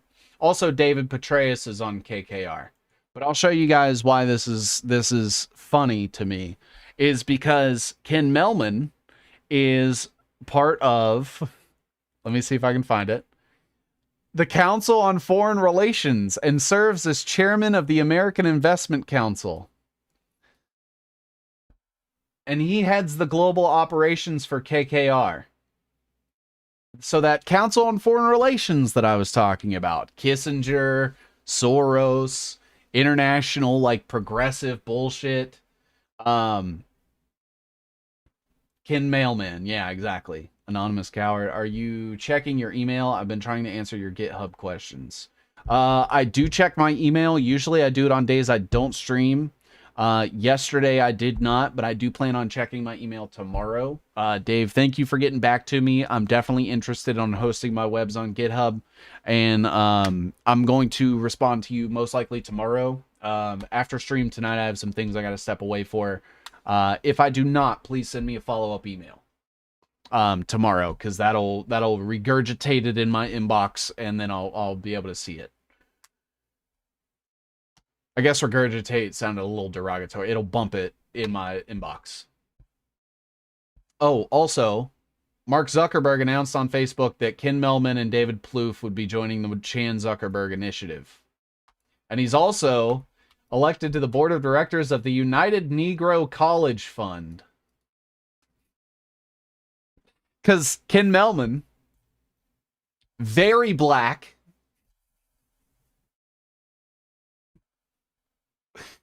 Anyway, I thought that was interesting. The second KKR and Co. came up, I was like, wait a minute. So Ben Shapiro associates with Council for National Policy and Council on Foreign Relations. He's double dipping. Oh, blackest wigger I ever saw. Yeah, even Cooper, man. Bill Cooper was naval intelligence.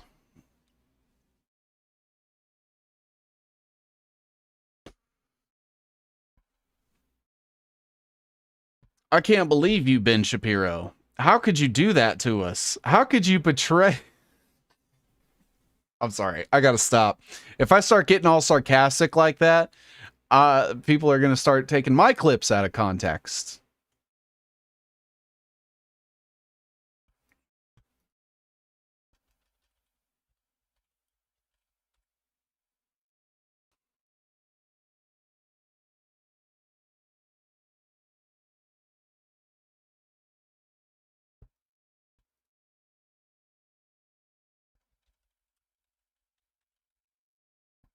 Am I spelling that right? I don't think so. Hold on. I gotta go find Ken Melman on my other webs, and I'm just gonna bring everything over since I've already researched him live for everybody. Let's see here. Yeah, here we go. All right.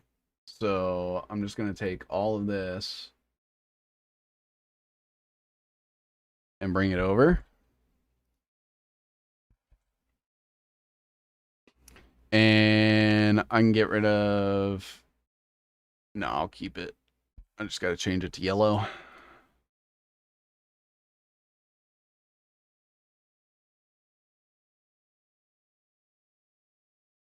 Another interesting fact. So do you guys know about Mount Sinai Hospital? Because Ken Melman is like on the board there or something. I'm pretty sure I've heard about like Mount Sinai Hospital being a place where they do like medical sacrifices for like celebrities' children.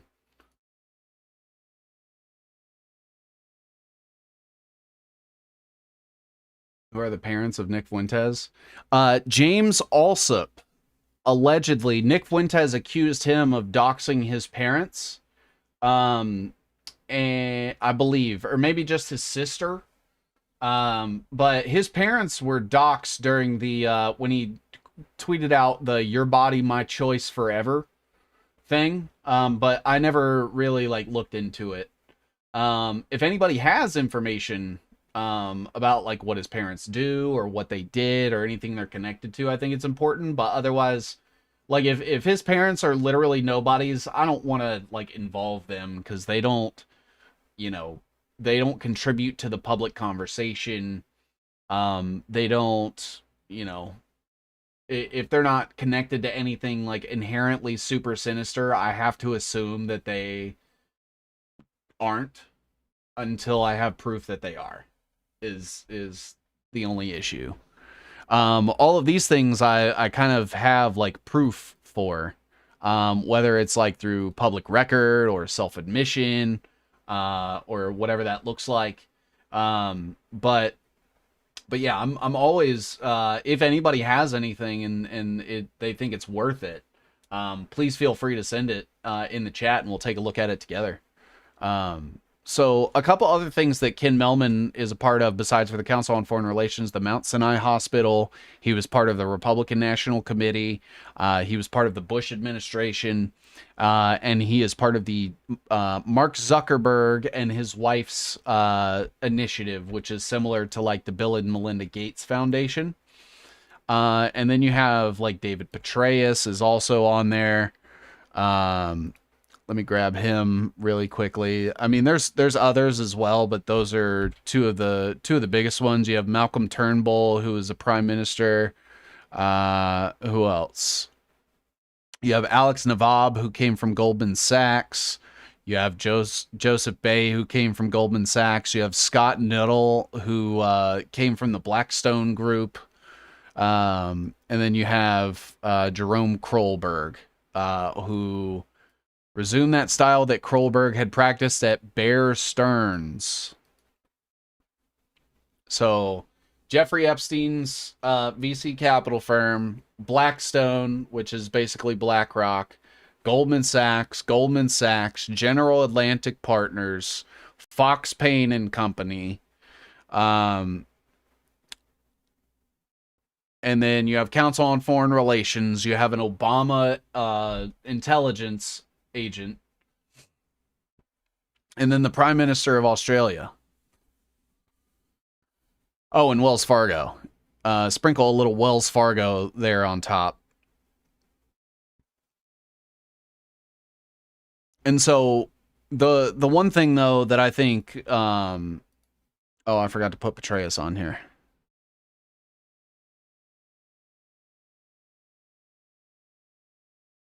The one thing that I think is important to put into context is like just because these people are on this web doesn't mean that they inherently have like a direct connection to Nick Fuentes. Like I don't think Nick Fuentes and David Petraeus have ever like sat in a room together before. You know, but these are business connections that are public record and do kind of tie things in, because you have someone that was part of the Bush administration, RNC, is close with Zuckerberg, Council on Foreign Relations, so Henry Kissinger's agenda, the Mount Sinai Hospital where celebrities sacrifice their kids, working at this KKR and Co. as the head of global affairs, publishing KKR and Co. then being the owner of the publisher for Ben Shapiro's books. I think that shows like Henry Kissinger, through this guy and this company, is promoting this guy's agenda and funding it along the way, just like Rupert Murdoch. Right? I think that's important. I didn't know any of that before right now. I knew the stuff about KKR, but I didn't know that Shapiro had done that. And oh, Corey Lewandowski's coming up. Okay.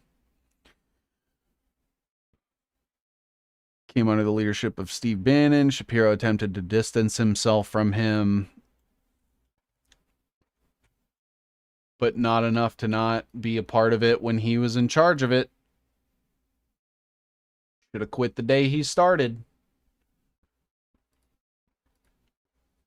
Shapiro published an article claiming Senate sources indicated a group called Friends of Hamas was a foreign contributor to Chuck Hagel's Senate confirmation. Resigned from his position as editor-at-large of Breitbart following what he characterized as the website's lack of lack of support for reporter Michelle Fields in response to her alleged assault by Corey Lewandowski, Donald Trump's former campaign manager, in spite of video and eyewitness evidence of the assault. In his resignation statement, Shapiro stated Steve Bannon is a bully and has sold out Andrew Breitbart's mission in order to back another bully, Donald Trump. He has shaped the company into Trump's personal Pravda. All right. Joined KRLA AM 870 as a host on their morning radio program along Heidi Harris and Brian Whitman. Internal emails showed that Shapiro faced pressure from Salem media executives, the syndicate that owned the show, to be more supportive of Donald Trump during 2016. Shapiro and Jeremy Boring founded the Daily Wire. Jeremy Boring is important.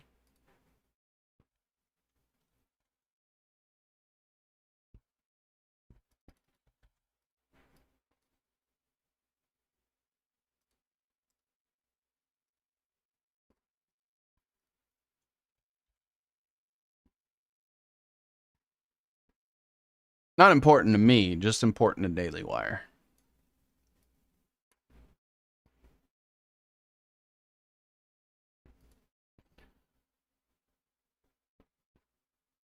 Apparently, they built several thousand small LHC-style particle accelerators to power early AI. BlackRock is Blackstone, all the same assholes involved. Yeah, pretty much. Pretty much. And all of that is just the UJA Federation of New York.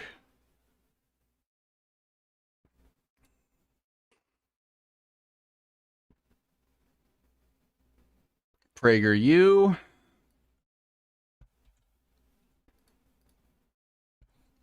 And this is one of those things where, like, Ben Shapiro hasn't worked directly for PragerU, which is a known Israeli propaganda wing, but he has collaborated with them enough for me to consider them working together. You know, if somebody goes and does one podcast with somebody, I don't think that's necessarily indicative of them working together. I think it's the repeated. The Young Turks have got to be the worst. Daily Wire sucks too. That's Del Bigtree, right? Del Bigtree? Del Bigtree is the he's the VNN, or no, VNN is someone else. He's the vaccine one. I have a thread on him somewhere. Hold on.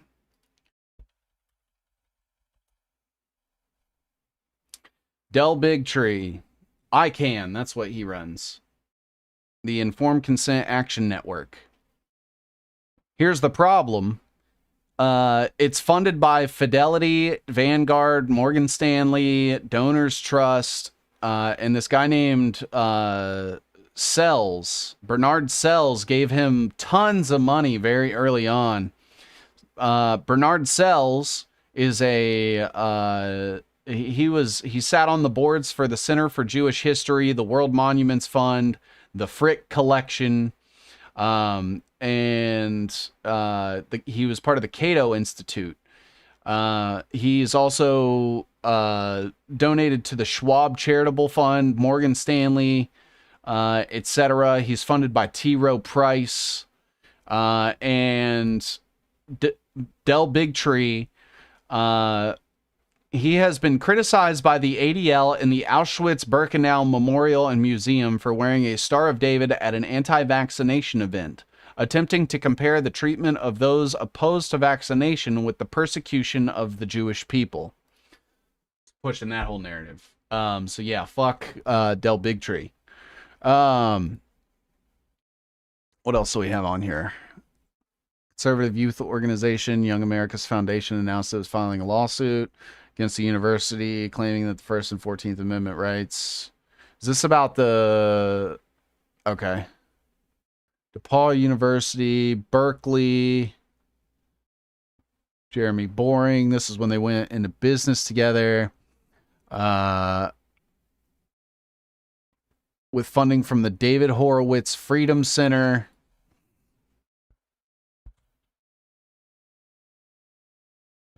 So Jeremy Boring was working with David Horowitz. David Horowitz, I believe, is the son of or the father of Ben Horowitz, who is invested with Mark Andreessen in Andreessen Horowitz. I don't trust Dell. I don't either. I don't like Rod Stewart, but his Young Turk song is good. But it's only because I heard it so much on San Andreas 20 years ago. Dude, I fucking love San Andreas. What a good game.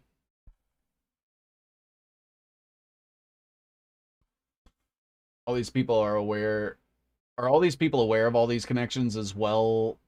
Uh, in well aware of all these business moves. Here's my point to that. Um, so people are always like, maybe these people don't know who these people, all these things these people are connected to and who they're in business with. And so, do people not do their due diligence on who they hang out with and who they associate with?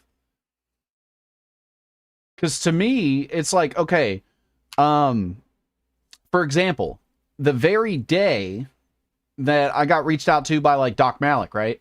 I don't know anything about Doc Malik. So I ask you guys, I do research, I look at the things that he said, I looked at his podcasts. We ended up having a conversation, kind of gauging where he is and stuff.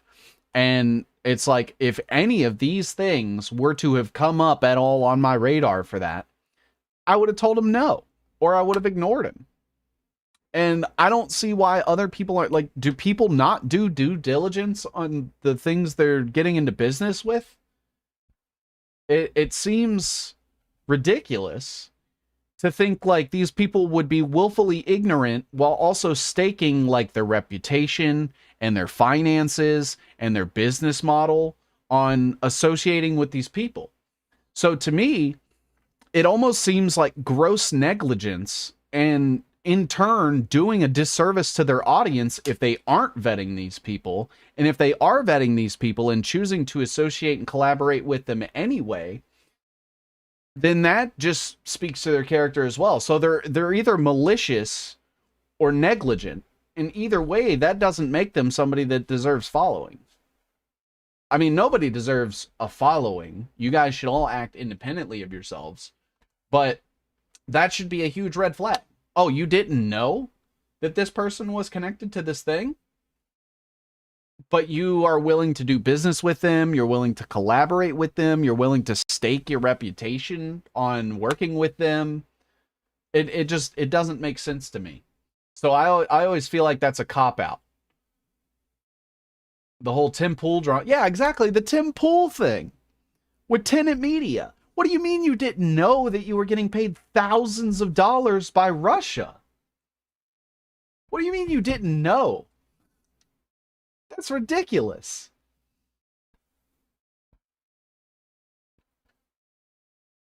Tim Fool. Yeah, dude. Oh, wrong one. All right. All right, we're back. We're back to this. Jeremy Boring. So he's connected to David Horowitz.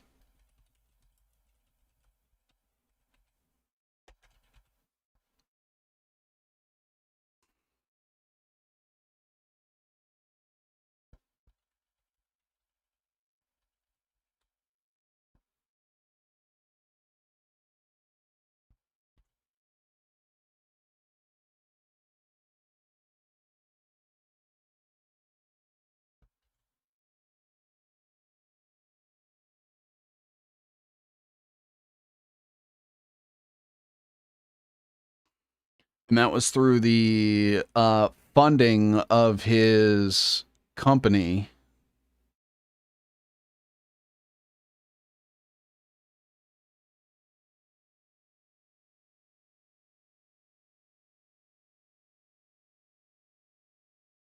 Truth Revolt.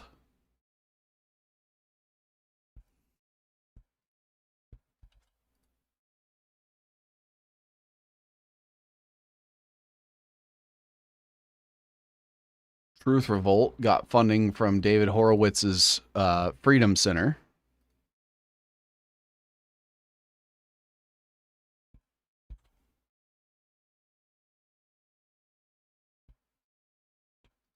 just another think tank.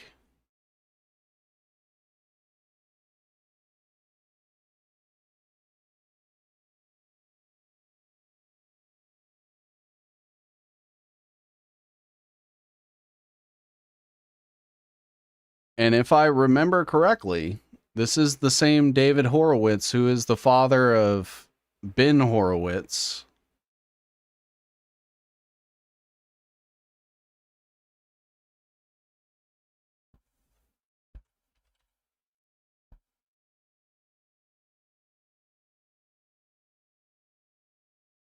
American businessman, investor, blogger, and author. He is the technology entrepreneur and co-founder of the venture capital firm Andreessen Horowitz, along with Mark Andreessen. He previously co-founded and served as the president and chief executive officer of the enterprise software company Opsware, which Hewlett-Packard acquired in 2007. Horowitz absolutely is a Jewish name. Wonder if Leonard Horowitz, the author, is related to them too. Ooh, that's a good question. What did I miss besides pretty much the entire stream? Um, I mean, some stuff has come up that's been interesting. Um, and we can kind of get into that stuff. I'm gonna be doing like a recap of the web at the end of the stream, and we'll go from there.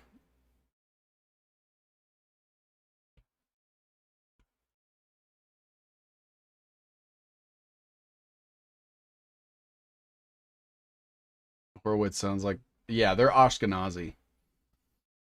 Have to overcome our shared justified suspicions in order to forge a vanguard org.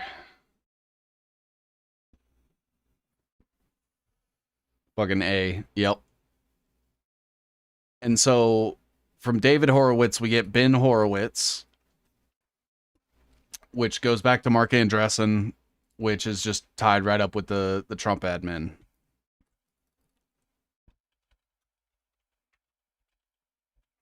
And everything that A16Z funds.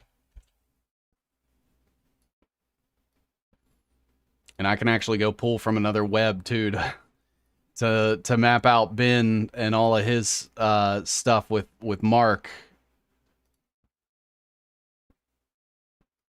Let's see here.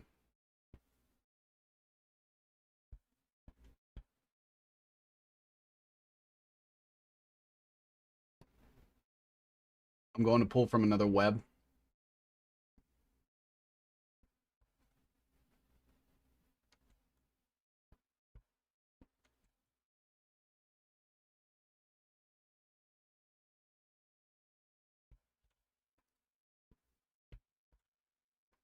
So he runs AH Capital Management with Mark Andreessen. He's also part of Caviar.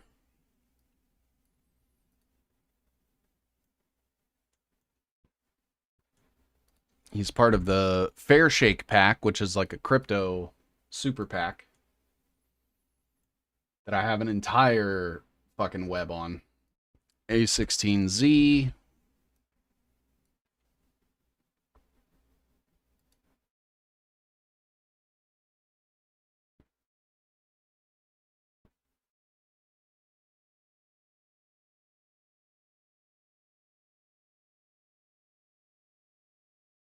And then Mark Andreessen, obviously, like investing in stuff like Barry Weiss's The Free Press. He worked with James Clark on WebMD.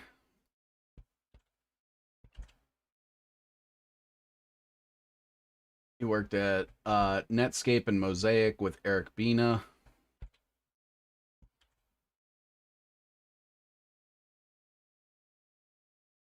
So let me get all these things mapped out really quickly.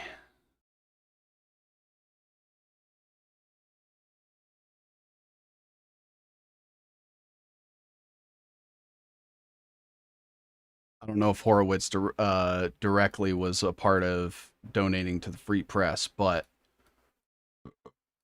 I know Mark Andreessen was, absolutely.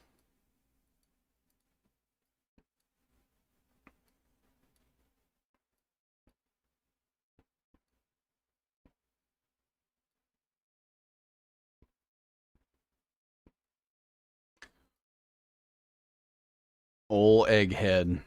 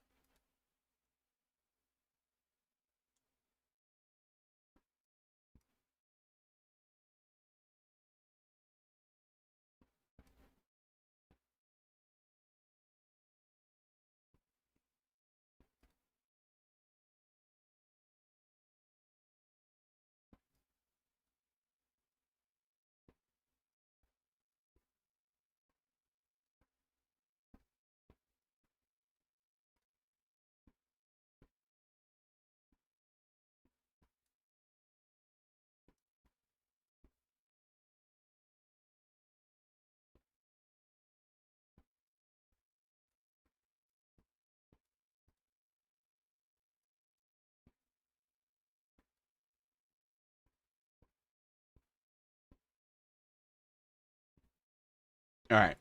All right. Sorry about that. Stay away from crypto. Yep. So happy to be so significant and among the 27.5 thousand accounts that Mark Andreessen follows on X. You should absolutely post content of me breaking down all the ways that Mark Andreessen is a piece of shit. All these connections require hours per day to maintain. Yes, they do. Anyone else being bombarded with ads like on like every video and live streams, half the channels I subscribe to are demonetized, so why am I even seeing all these ads? That's a great question. Bitcoin and Ethereum funded Ukraine proxy war. Fuck them. Yep. Yep. Absolutely. All right. All right. I think we're getting a little too far in the weeds because I don't think Nick Fuentes has a direct connection to Mark Andreessen, but I do think it is important to lay out these, like Jeremy Boring got funded by the father of Mark Andreessen's business partner, started Daily Wire with Ben Shapiro, who then had influence on Nick Fuentes's come up. And that's why I think that's important. I think it's important to show the ties to the Council on Foreign Relations. I think it's important to show the ties to the Council for National Policy. I think it's important to show, you know, the closeness to Chabad Lubavitch. Because again, like self-admittedly from Nick Fuentes himself, that like this is where he got started. And so I don't know how he didn't know about all these things being so closely associated with Ben Shapiro and Cassie Dillon and all these other people, right? All you have to do is Google them. What do you mean you didn't know? All you have to do is Google them. And Google is censorious as shit. It is a controlled, you know, limited resource. If you can Google them and find these connections, you have zero excuse.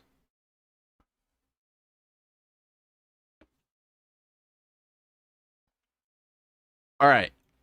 All right. So who do we move to next? Because you know, I could probably keep going on Ben Shapiro. I think we all know like he works directly with Netanyahu, directly with Israel, and has basically his entire career. And Nick decided to chum up with those circles anyway. So, you know, do with that what you will.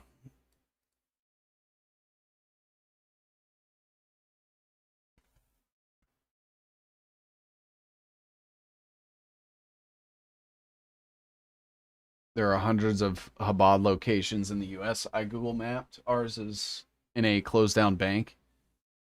Yeah, that doesn't surprise me. Seven Seas puts smaller clips on his X sometimes. I don't like to edit videos. So I never clip my own show usually, unless it's like something that I think is super important or very poignant and something people need to know. If anybody, and I'm going to throw this out here, if anybody wants to clip my show, if you want to take the entire show and upload it to your own channels and monetize those channels, I will never copyright strike somebody. I am giving my blessing for people to be able to use my content without fear of repercussion, so long as you never distort it, so long as you never obfuscate things to misconstrue my words, and shit like that.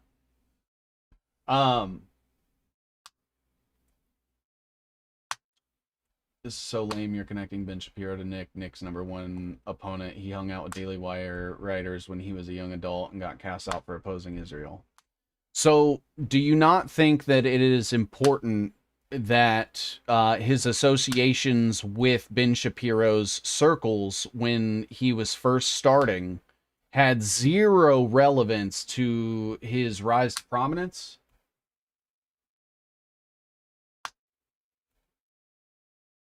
Because I would argue that that is not the case, and that Ben Shapiro is almost directly responsible for Nick Fuentes becoming a popular name. Because how else would he have gotten those connections, his foot in the door? You know, it without Shapiro, there is no Fuentes at the end of the day. And I think that, you know, if you can't accept that, that is your own problem. But I don't see a series of events realistically playing out for Nick to be introduced to the national stage other than his connection through Shapiro very early on. Where can we find your merch? There should be a link in the description. When nuclear strikes hit U.S., Chabad will then be able to claim it was all the anti-Semitism that brought God's wrath. And again, like, as far as the Shapiro thing goes, like, I've already sort of laid out that, you know, Ben Shapiro was very influential in the beginning of Nick Fuentes. But he isn't my entire focus. There are so many other names on here that we're getting to. Like Candace Owens, who he collaborates with regularly. We have Destiny, who he collaborated with regularly. We have Charlie Kirk, who he's gone back and forth with, distracting the public. We have Myron Gaines, a known federal agent. We have Kanye West, cultural Marxist, and works with a lot of the people that he claims to oppose. Alex Jones. He works with Alex Jones regularly. Shapiro was scouting for young shills and was interested in Nick. Turned out that Nick wasn't on board with the agenda and got snuffed out for years. So he did choose to associate with them. And then only after he started proclaiming criticisms of Israel did they force him out. He never decided to look into what they were doing, the things they were connected to, and instead just decided to align himself very early on with these people without doing any due diligence. It still doesn't make a good case.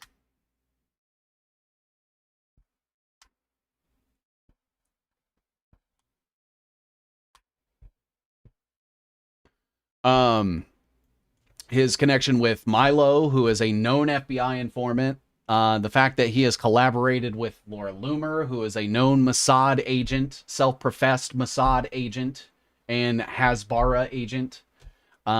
He was at J6 telling people to fucking... I'll play it again.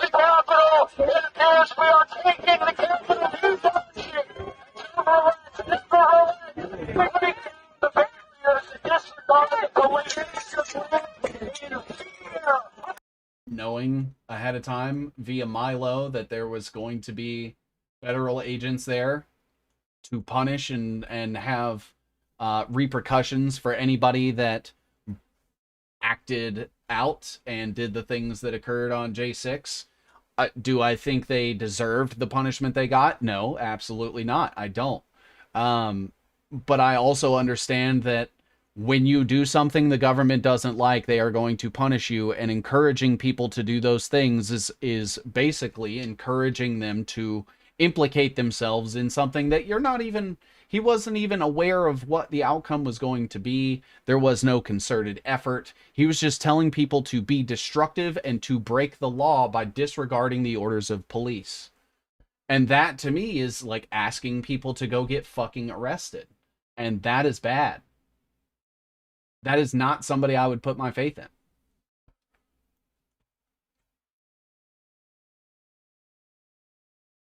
So do we move on to maybe Destiny? And we look at all of the things that one of his very good friends, Destiny, is connected to, longtime collaborator.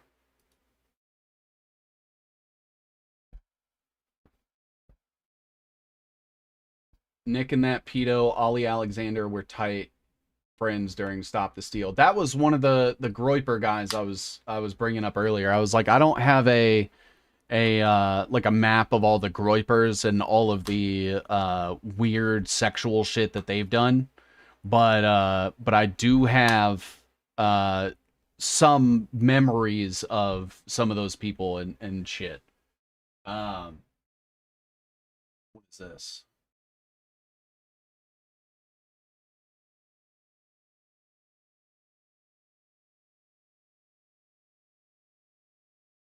He's connected to Shapiro the same way you're connected to YouTube. You stream on YouTube, YouTube host Ben Shapiro. That is ridiculous.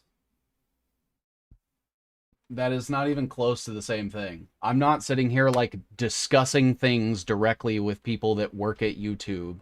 I'm not in their circles. I don't fraternize with them. That's ridiculous. What a conclusion to come to. You know, if you just want to like defend an internet personality, you can just say that. That is okay to say that you are emotionally attached to this man on the internet who doesn't know you, and you feel inclined to defend the questionable things that have stretched back years as far as the decisions he's made, the things he's said, and the people he associates with. That's on you. I mean, honestly, it sounds a little gay, but who am I to judge?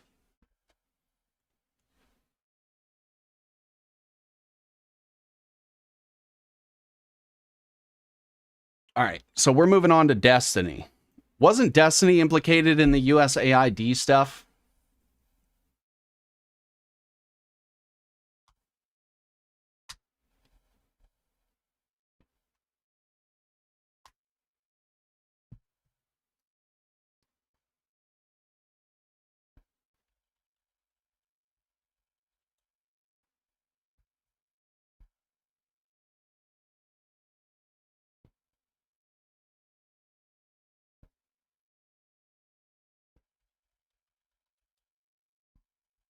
No clue.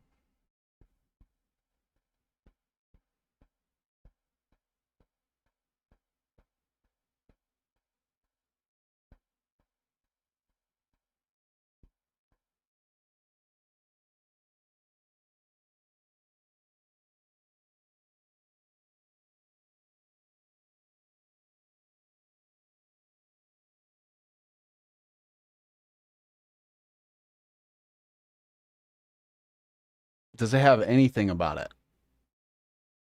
Probably not. I would assume, right?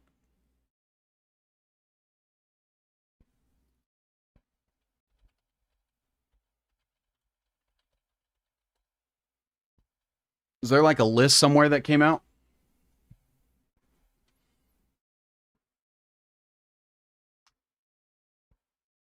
Is it still FSB or have they changed their name again?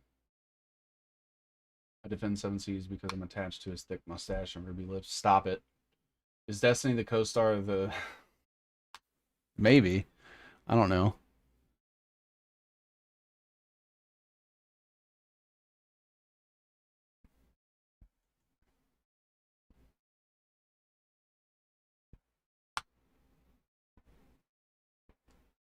Politico. Why do I have to use? I don't want to look at Benny Johnson's posts. Why are they using Benny Johnson?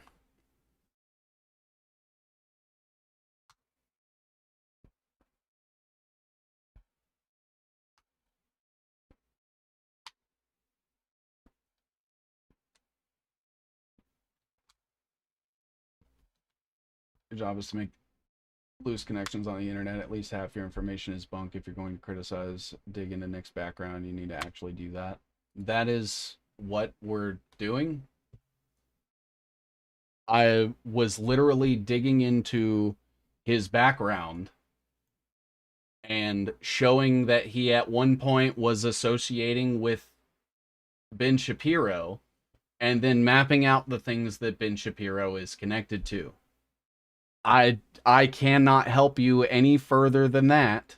If you want to think that this entire thing is me trying to say that Nick Fuentes and Ben Shapiro are like actively engaged in some conspiracy up to this day, that is your own misinterpretation of what this is, and I can't help you. Insane. Insane. Like, I'm working with the information I have available to me.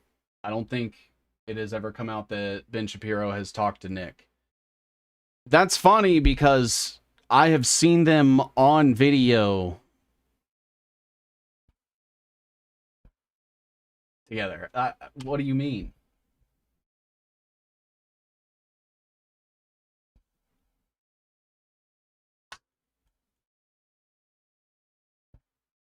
He was also extremely close with Cassie Dillon, the writer.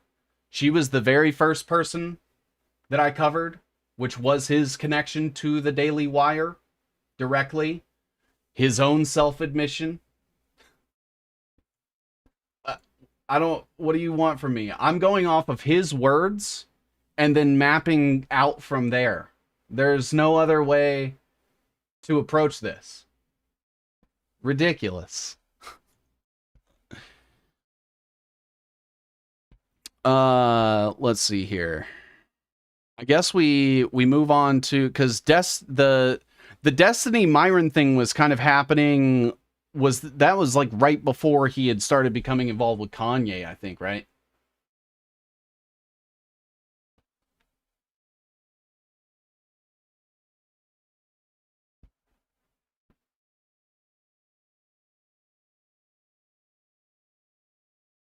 So I know Destiny has had a couple of allegations against him.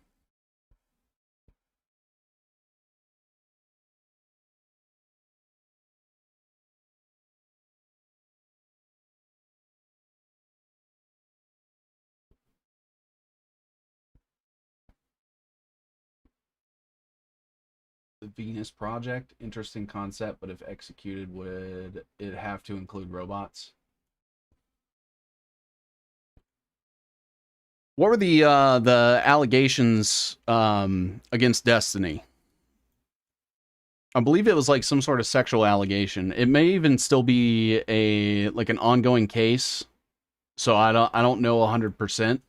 But definitely worth looking into if somebody has that, because that would be yet another questionable sexual deviant in this area, in this sphere of influence, if you will. Nick promoted Laura Loomer. Got her right here. Remember that strange dinner stunt between Kanye, Nick, and Trump? Yep, I do. Ben Shapiro is Nick Fuentes' mother. I mean, maybe. I don't know. Probably not. But who knows? They do favor each other a lot, don't they?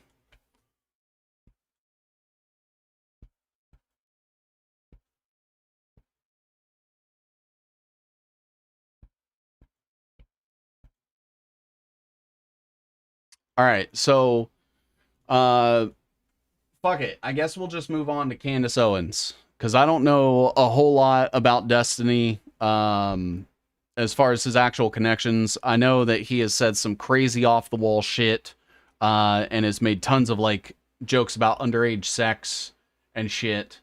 And, it's not really something that I want to like dig up per se, as far as like diving into all of the things that he said, because at the end of the day, it moves the needle very little, and a lot of it is just like gross shock content that he's just doing uh, to be shocking. Her husband, George Farmer.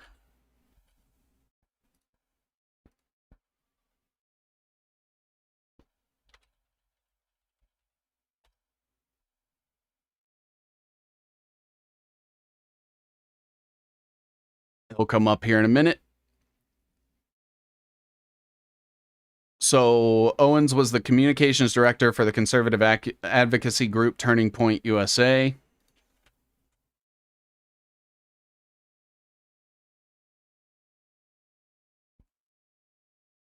Co-founded Blexit.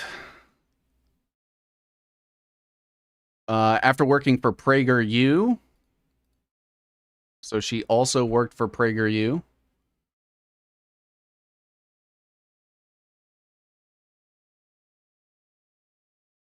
I guess I should put PragerU closer to Israel.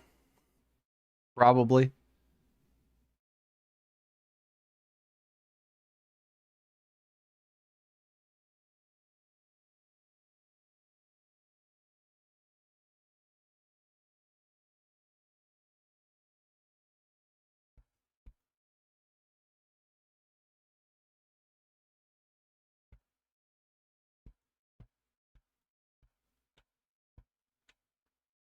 George Farmer.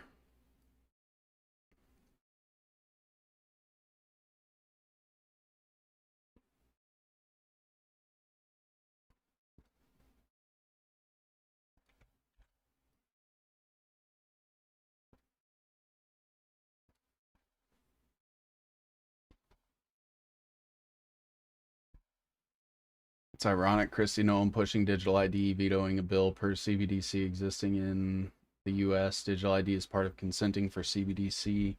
What a dumb Barbie. Dang, I missed the notification for stream. Any surprising nuggets so far? A few things. A few things have come up that are interesting in my opinion. And we'll end up doing like a whole recap of everything and go from there. So we have George Farmer. She was connected to PragerU. The Daily Wire. White Plains, New York. Grew up in Connecticut. Stanford High School.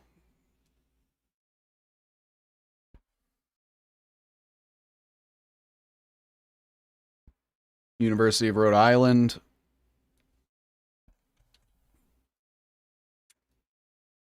And I believe Candace Owens is also a member of Phi Beta Kappa with Ben Shapiro.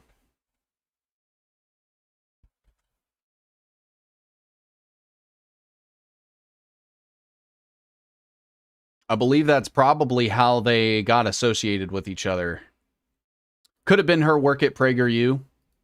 But as far as I know,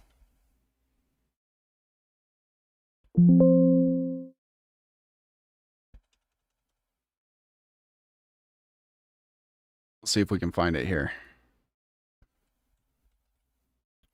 Phi Beta Kappa. There's a membership list of members. Ben Shapiro. I guess she wasn't part of that one. I could have swore they were in the same fraternity together. I might be thinking of a different one. What fraternity did she belong to? Trying to think.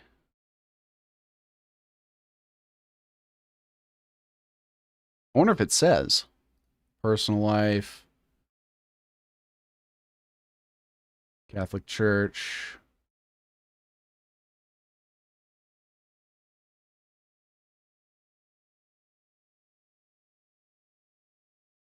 Early life and education.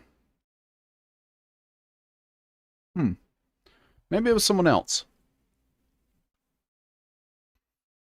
Social autopsy. Where she was exposing bullies. That's right. All right. So it looks like group of classmates pursued journalism, leaving college. She worked as an intern for Vogue magazine. Probably not super important.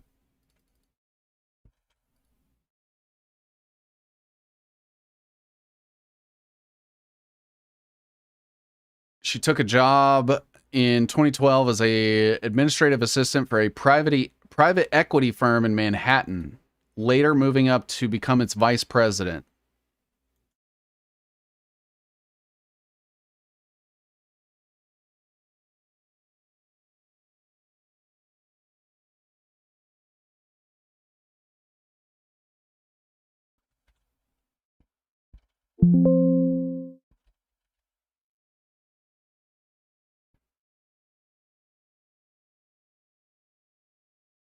She took an administrative assistant's job in a private equities firm and quickly moved up to vice president.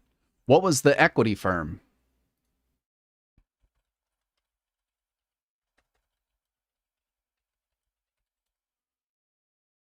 What firm? No one knows.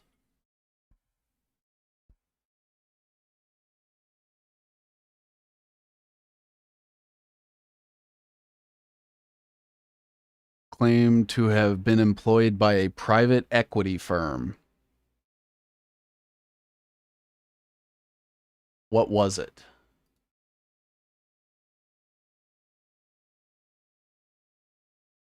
Does nobody know?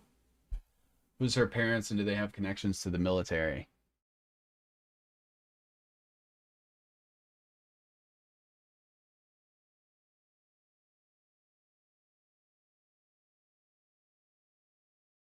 They got engaged over FaceTime or the phone? Yeah, they did. After like 2 weeks of dating. It just says a private equity firm.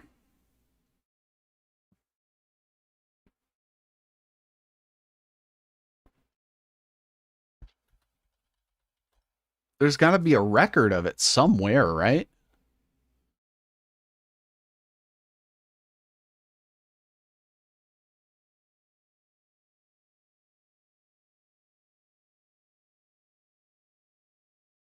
Yeah, it doesn't say what it is anywhere. Does anybody know?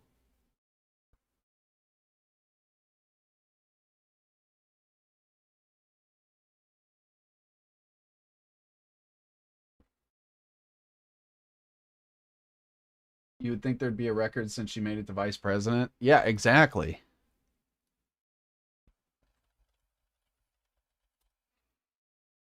Like it's probably not on her LinkedIn or anything.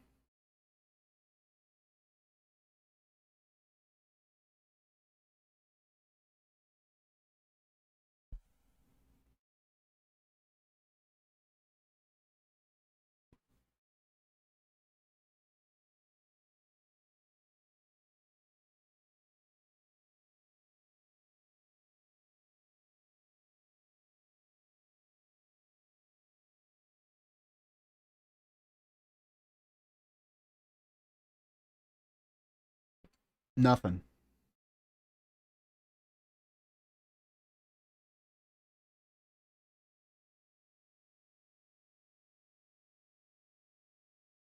Nothing.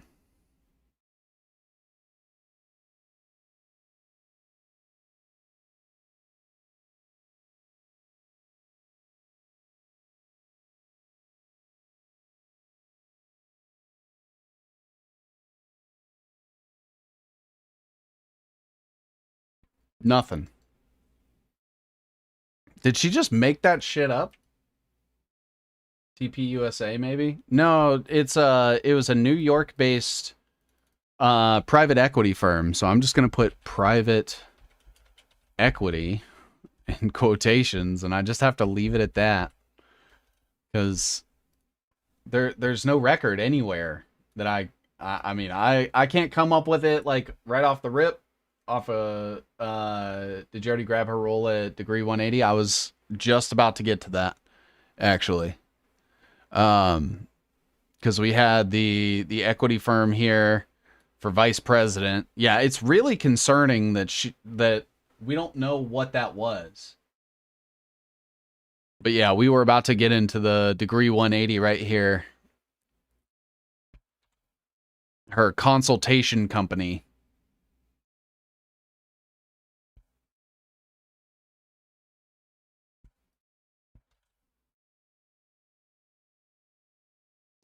Is there like a list of clients or anything?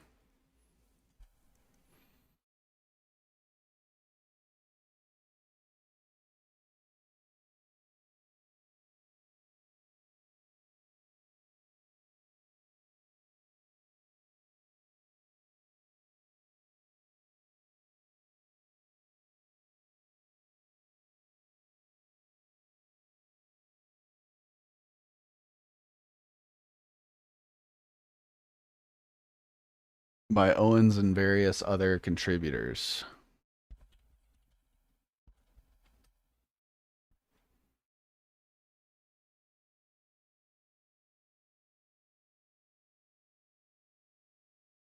I don't think that's the same thing.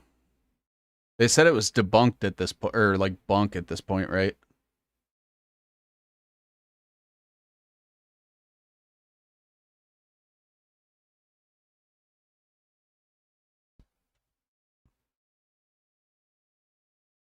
Racial bias, Kanye West. Who were some of the other people that were involved?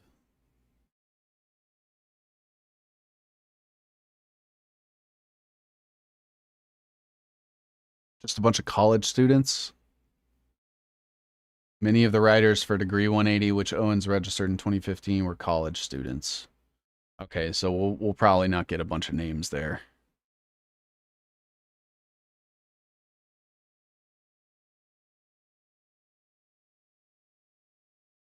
Wrote for the site, she criticized conservative Republicans, writing about the batshit crazy antics of the Republican Tea Party. And the good news is they will eventually die off. And then we can get right on with the obvious social change that needs to happen immediately. And then we had socialautopsy.com, which was like her own cancellation website where she was like archiving everyone that was saying things she didn't agree with and using it to like harass them and get them canceled and fired from their jobs and shit. The site would have solicited users to take screenshots of offensive posts and send them to the website where they could be categorized by the user's name. She used crowdfunding on Kickstarter for the website. The proposal was immediately controversial, drawing criticism that Owens was de-anonymizing internet users and violating their privacy. And isn't it interesting now that we're coming full circle with like the Charlie Kirk thing, and now they have a database of people that criticize Charlie Kirk or um, end up like celebrating whatever. And yeah, I did research on her for a project. Do you want me to just throw all the links in the chat? Do it, brother. Do it. According to the Daily Dot, people from all sides of the anti-harassment debate were quick to criticize the database, calling it public shaming list that would encourage doxing and retaliatory harassment.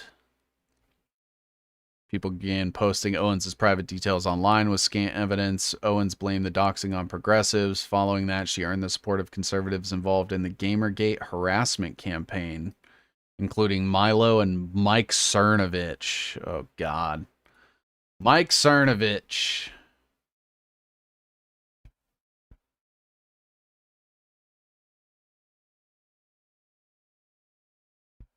Got another Flynn orbiter.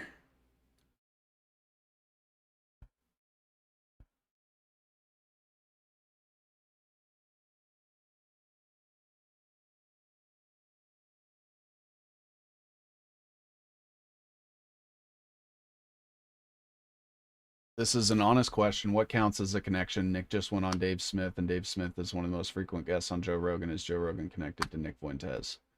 No. I did already explain this. It is a consistent history of collaboration together to feed one another's audiences and like a sort of a symbiotic relationship. Um, like all this fake fighting that they're doing, the fact that Nick has collaborated with and also got into drama with Candace Owens regularly for years now. Like that to me is a connection. Or if there's money involved or things like that. Like no, I wouldn't put Dave Smith on this web because they have done one podcast together. So that to me isn't like a working relationship.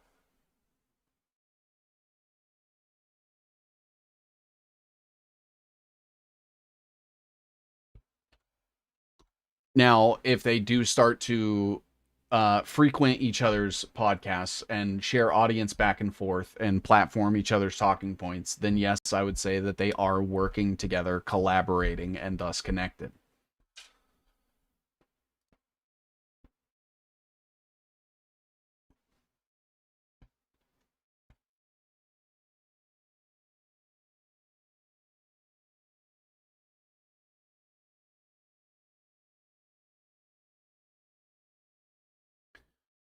Black America dismissing Black Lives Matter. The voicemails left on Owen's phone by four boys in a car altered her life.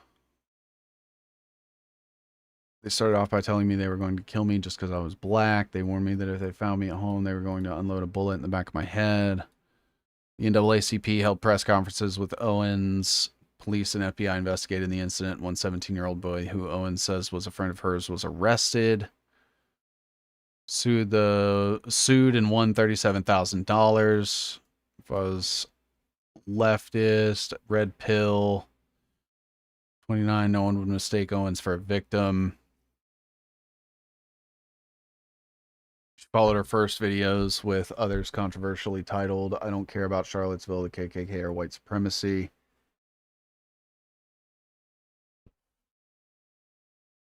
Dave has collaborated with Nick 3 times.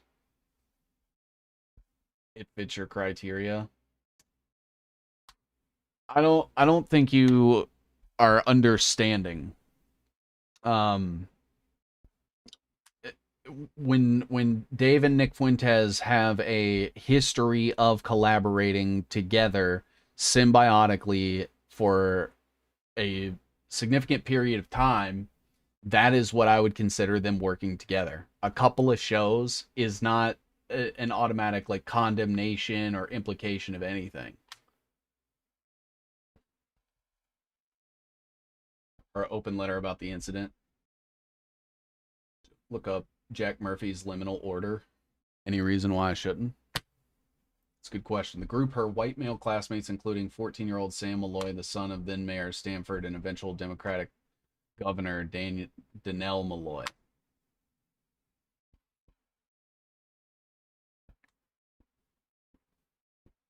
"20-minute meeting with the president of the Oval Office later that month." So quickly tapped. Has made more than 20 appearances on Fox News and MSNBC. So back when she was still the conservative darling, she did work for Fox News. Trump tweeted she was having a big impact on politics and represented an ever-expanding group of smart thinkers. Promoting conservatism around the world. Rarely has time for stops at Connecticut. More critical of Owens. Okay. I think I got everything I needed from that.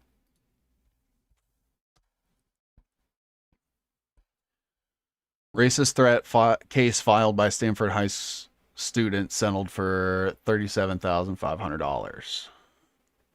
The exact amount of board education paid the family of Candace Owens, now 18-year-old Stanford High graduate, was made public yesterday after the advocate filed a Freedom of Information request last week. $25,000 on legal expenses. Case was terminated 2 weeks ago at a settlement conference. $375,000 for the legal fund. Jesus.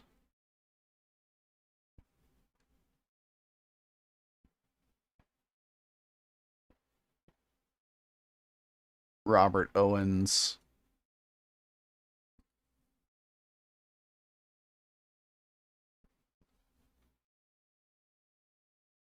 What do we know about her father?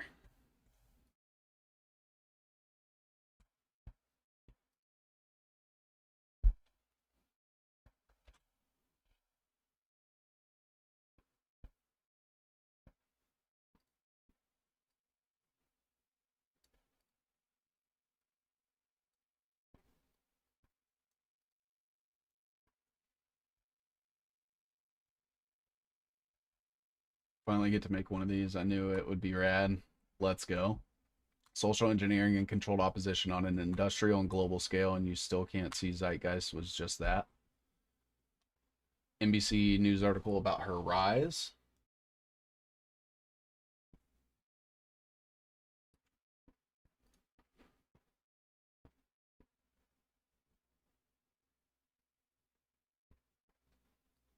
Evan Kopic, former friend of Owens. Okay.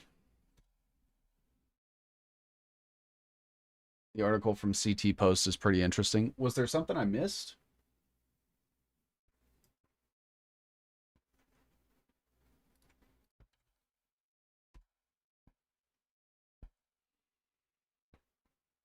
Dismissing Black Lives Matter, opposes abortion, and advocates for the end of welfare.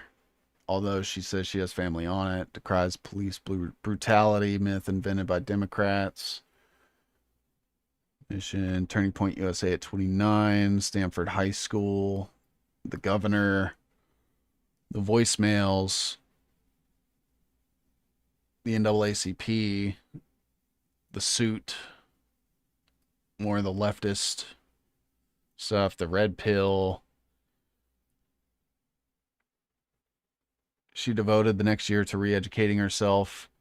She read works by Ann Coulter, Milo Yiannopoulos, Ben Carson, and Thomas Sowell.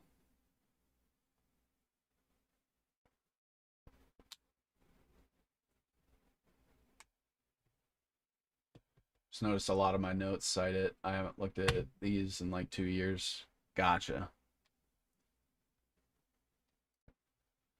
She followed her first videos with others controversially titled I Don't Care About Charlottesville, the KKK or white supremacy, How to Escape the Democrat Plantation, and Nobody Likes Feminism.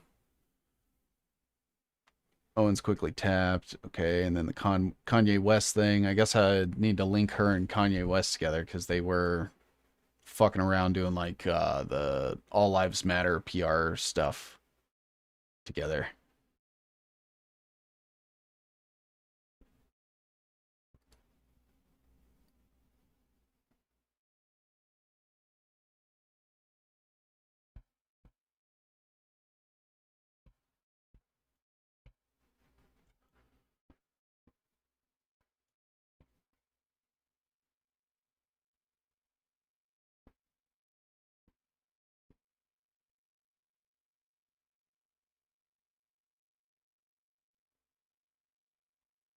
He talks about the surveillance state all of the time. Then why was he like one of the number one proponents of Donald Trump, knowing that the Adelsons had donated to his campaign in 2016, that Peter Thiel was a prominent donor to the campaign in 2016? Why was he, part of the Cambridge Analytica Palantir psyop that was the MAGA movement in the first place? The Q bullshit. He semi pushed that shit, saying that Donald Trump was going to save the country and that we were going to round up all the pedophiles. Like, he was pushing that same fucking conjecture. Anytime JD Vance says something he likes, all is forgiven, and it doesn't matter that he's connected to Peter Thiel. Um, so you know, it's curious to see him, you know, sit there and criticize the surveillance state, and then praise when things like the big beautiful bill get signed, because he thinks that they're going to use the surveillance state to kick out the illegal immigrants, which we all know is not going to fucking happen. And he's just fine with every American being spied on if he gets to think that maybe they might one day use it to get a couple of illegal immigrants out. He opposed Trump in the 2024 election. I can't tell if you're joking or so he supported Trump for what was it, like 11 years? And then right in 2024 said, "Oh, he's not being hard enough on immigrants. I'm going to buy a billboard and I'm not going to vote for him." But up until then, all the other 11 years, all of that was just okay. Make that make sense. Nick hates Vance. I've seen clips of him speaking highly of JD Vance in the past.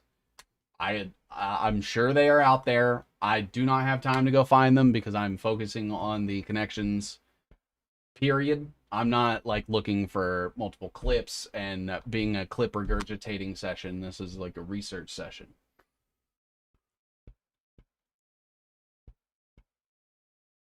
It's also not a debate session either. Like if I'm upsetting you by like pointing out these facts and these connections to things, you can go watch something else. Like, you're not bothering me. You're not going to like make me love Nick Fuentes like you for some reason. Like, there's all of these like little fucking questionable connections and shit that he's never going to be somebody that I trust or care about. Well, why are you doing this? Well, I get asked every fucking week to do an investigation on Nick Fuentes. I'm tired of hearing it. This is the one. Then I'm done with it, and I can move on to more important things.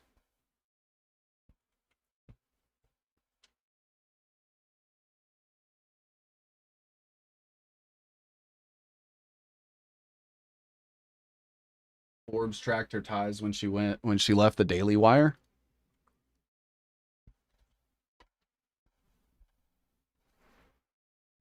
Editor of the Degree 180 site was Zoe Weiner.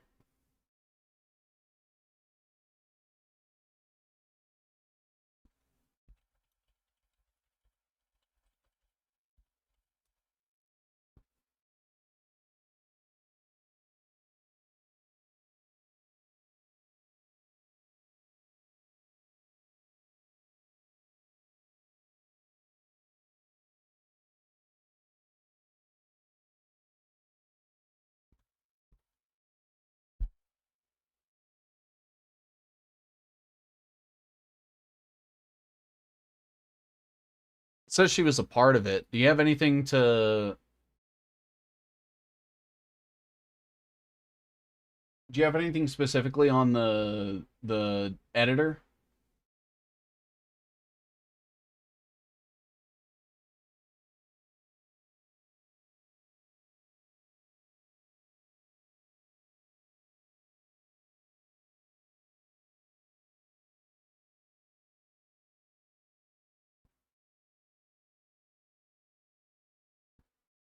Nick hated Vance with a passion before he was VP.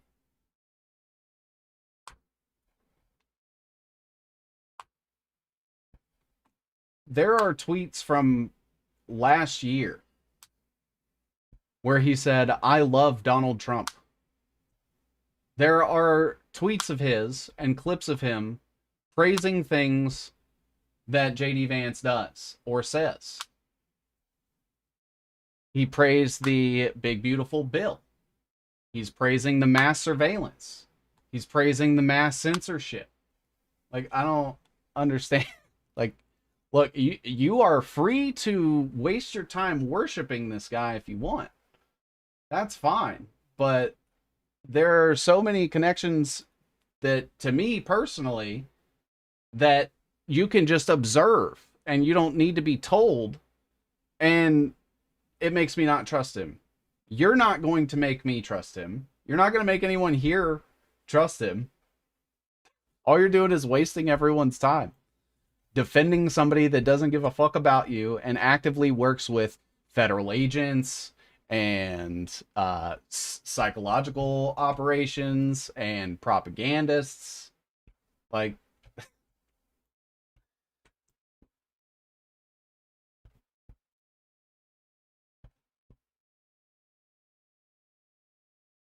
he just called you a Jew, of course, as they do. As they do.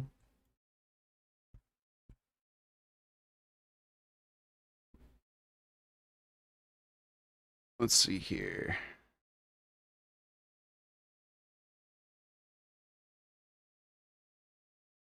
Sites editor, Zoe. Got it. Let's see here. 404.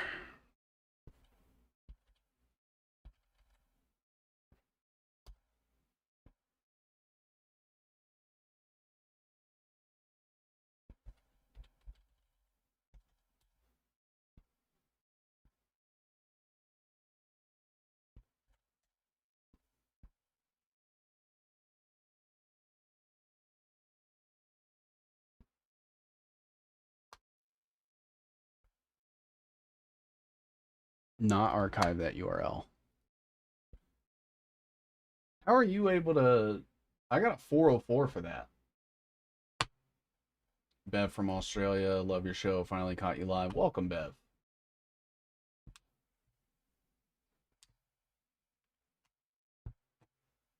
Awesome. Awesome. Catboy's gone, everybody.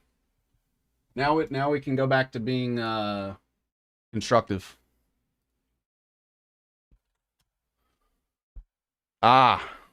Newest star of the Trump movement ran a Trump bashing publication less than 2 years ago.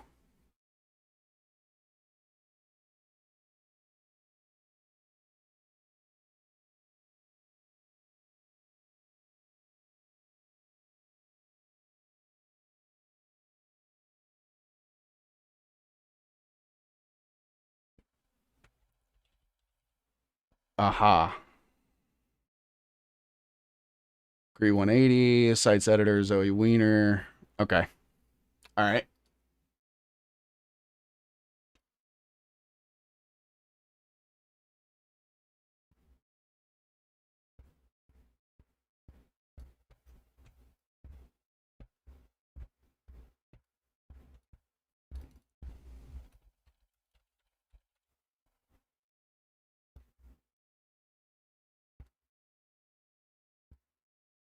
Man. I'm going to need you guys to do me a favor. If I ever decide to become like a hopeless simp for like a personality on the internet, somebody come fucking kill me, because Jesus Christ, my life has become worthless. Wow.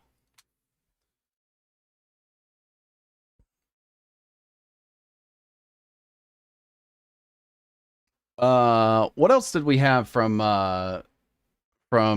Candace? I still have to look into her husband. George Farmer, he is the former chairman of Turning Point UK. He was the former CEO of Parler and Parliament Technologies. That's important.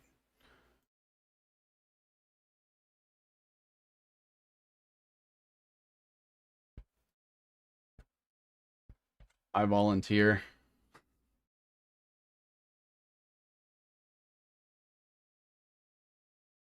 I will help hold you accountable for that, Seven, although I doubt you'll ever simp that hard. Yeah, it's yeah,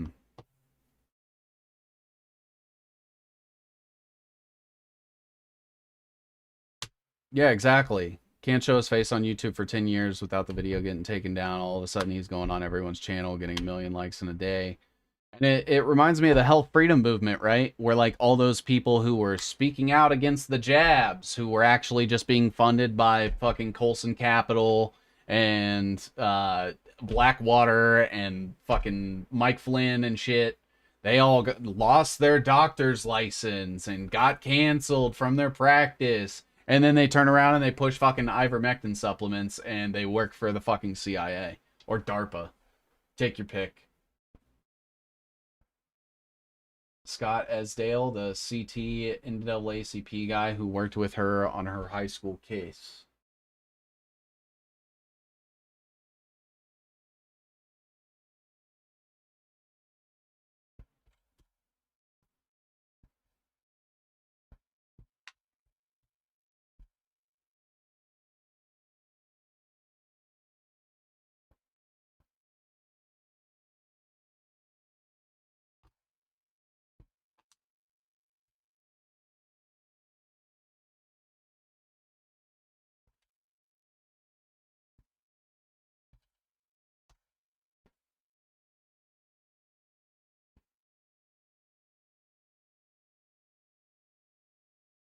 Leaders of color.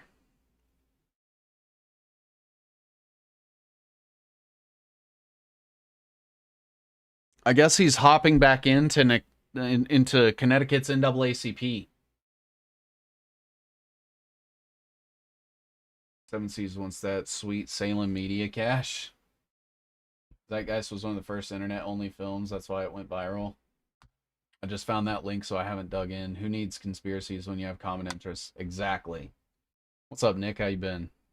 Erica Kirk accused of sex trafficking in Romania, just like Andrew Tate, who's good friends with George Farmer. Husband Candace Owens, friend of Charlie Kirk. Yep. Yep. Yep. All right, so we have George Farmer, Turning Point UK, which is connected to Turning Point USA. Or wait. I need to have video evidence of them I need to have video evidence of Turning Point UK and George Farmer together in a room. Otherwise, it's just conjecture. So does anybody have a video of George Farmer running Turning Point UK? Or is it okay to kind of understand that maybe there's been a public consensus reached here through like official record and self-admission that maybe this is something that we will allow onto my web? Or is that conjecture? I'm confused.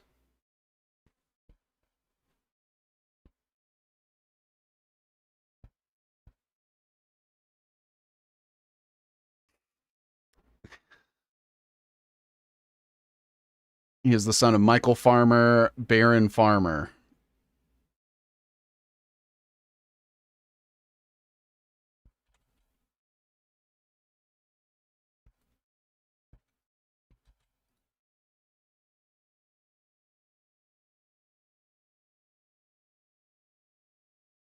Candace Owens, of course, worked for Ben Shapiro. No. You can't say that. You have to have video evidence of Candace Owens admitting that she worked directly with Ben Shapiro. Ben Shapiro has to be in the room showing his asshole. Otherwise, it's just conjecture.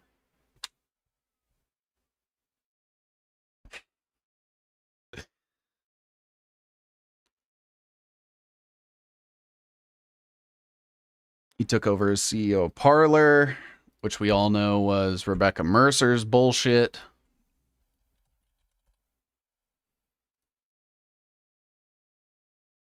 Never heard of mapping and video of them spitting in each other's mouths, otherwise fake news. Yeah.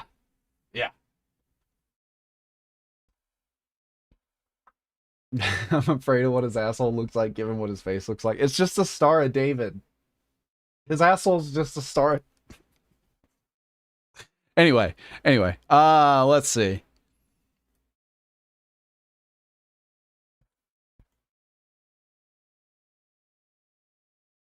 Parlor, and then I think from there I can just pull all the shit that I have on Parlor. Let's see. Parlor.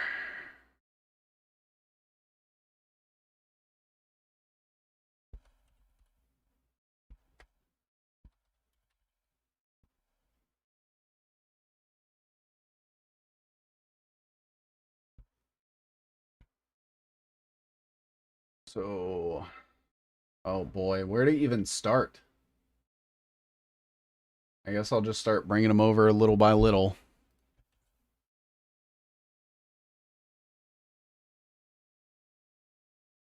Rebecca Mercer, there's 1789 Capital, which is where Tucker Carlson's going to come back into play.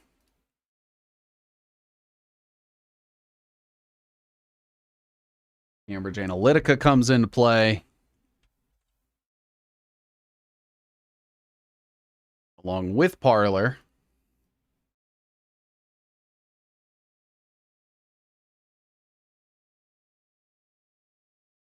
That's where Peter Thiel and Palantir come in.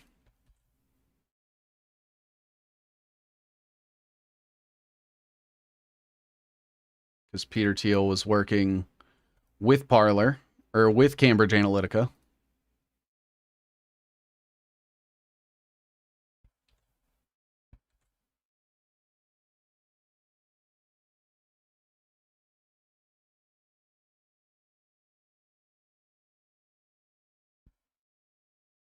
That's a good clip right there. I'm telling you, Mappin deserves a web himself. He's tied to everyone here. Have you read Nick's J6 deposition? I haven't. How many monitors are you running? 3. Technically, I'm just using these 2, and then I keep the streams up so that if it freezes or people are like, the stream's fucked up, I can look over real quick, see which platform it is, go from there. I got 2 $100 Samsung smart monitor things. I don't know. And then 1 monitor that was a little more expensive that I got 5 years ago.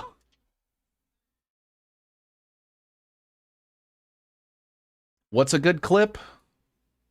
What's the clip? Oh, I already have Parler on here.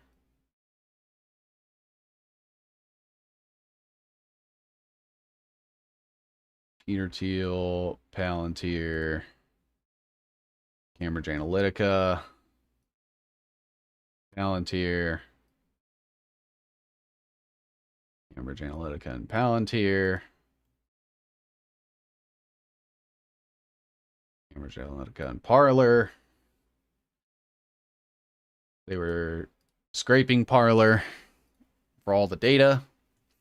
And then you also have Rebecca Mercer's 1789 Capital that Peter Thiel is a part of. John Mappin. Yeah, I haven't heard of John Mappin before.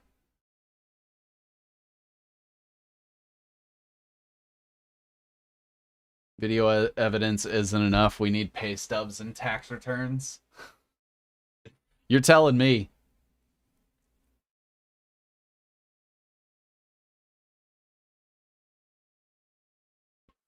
Not the starfish of David. I hate it. While I'm here, sorry if it's off topic, but does anybody know if Mike Adams is genuine? That's Health Ranger, right? Health Ranger Mike Adams. So he collaborated a few times with Ann Vandersteel. I know he actively collaborates with Jane Ruby, who is really good friends with Laura Loomer. Mike Adams also, he actually retweeted something of mine recently, but I have it on here.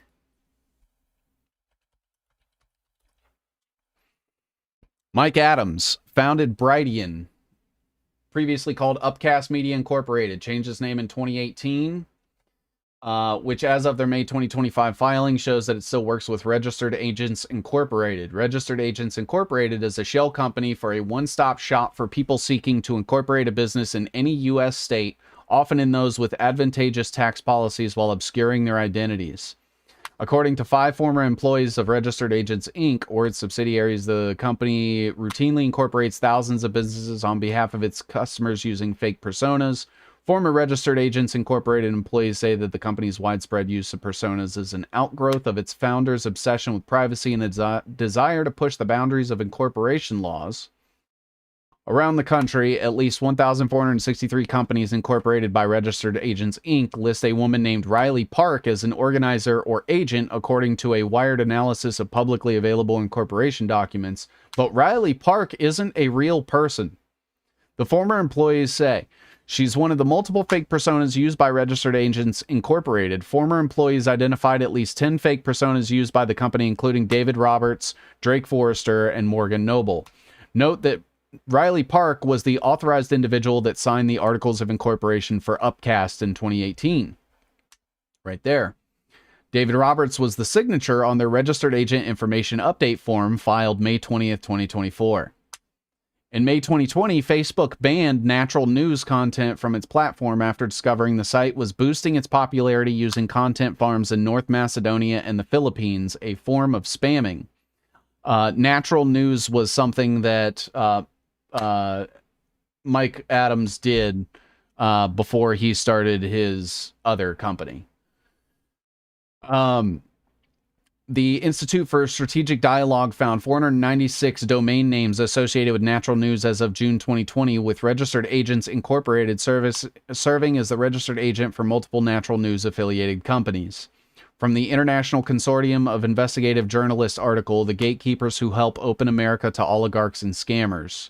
And then this goes into an entire thing talking about how they allow people to register there and that they don't really have like a lot of reporting and shit. And it's very fishy, in my opinion. And the fact that he also is like really, really good friends with Jane Ruby and has almost 350,000 followers, I wouldn't trust him for a second. He's in Austin, where I am from, with Alex Jones. Oh, Austin, that's another red flag. John Mappin, TPUK.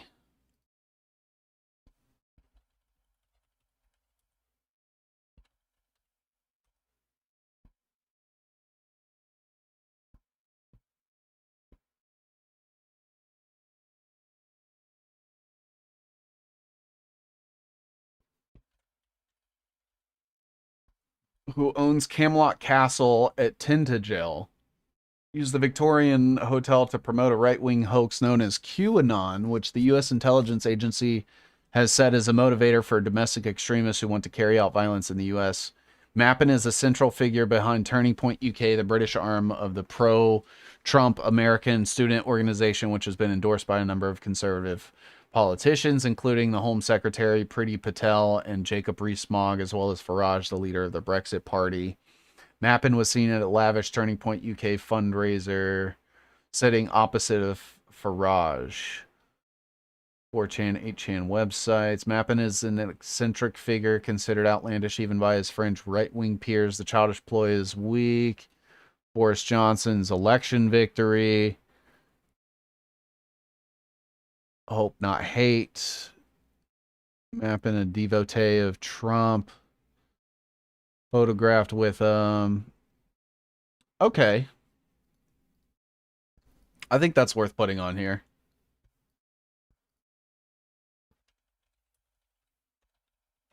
John Mappin. And said he was central in the Turning Point UK. Thinks I should go with my gut feeling more often. Absolutely.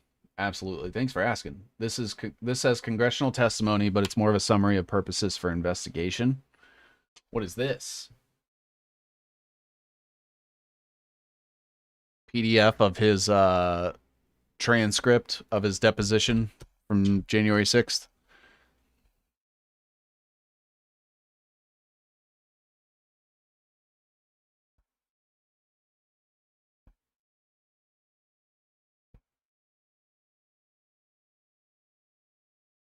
Deposition of Nick Fuentes conducted.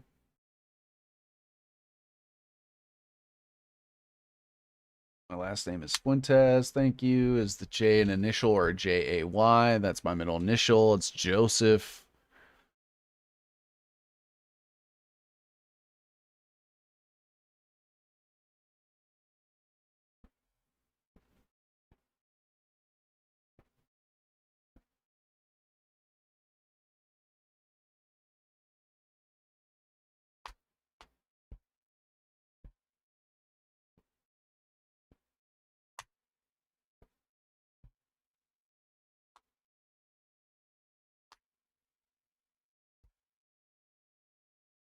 Subpoena was issued.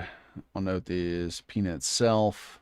Examination addressed to you. Yes. You understand your opinion today pursuant to the subpoena. Yes. Grew up in LaGrange Park, Illinois. Lived there my whole life. I'm in Berwyn, Illinois now. I went to Boston University.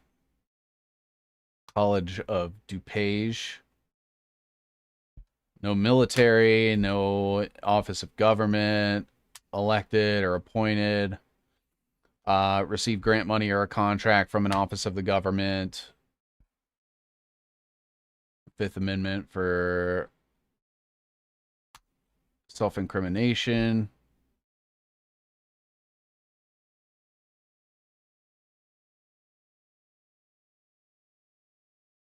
Received grant money. No, I'll let him answer that next, but go ahead and believe the answer was no, correct. I think he already answered it. No, I believe, right? I just want to confirm. Correct. Okay, great. Certainly listen to your gut. I believe we are all retuning into our instincts through all this bullshit. It's probably Jose because he's Mexican. Scripts are trans now too. Yep. Institute for Strategic Dialogue is a complete censorship narrative control operation.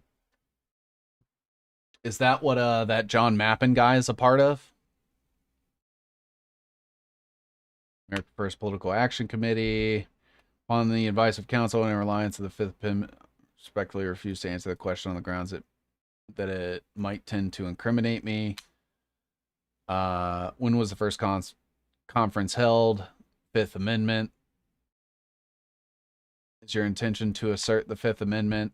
Yes. Do you hold positions of leadership in any other organization or corporate entities? Fifth Amendment.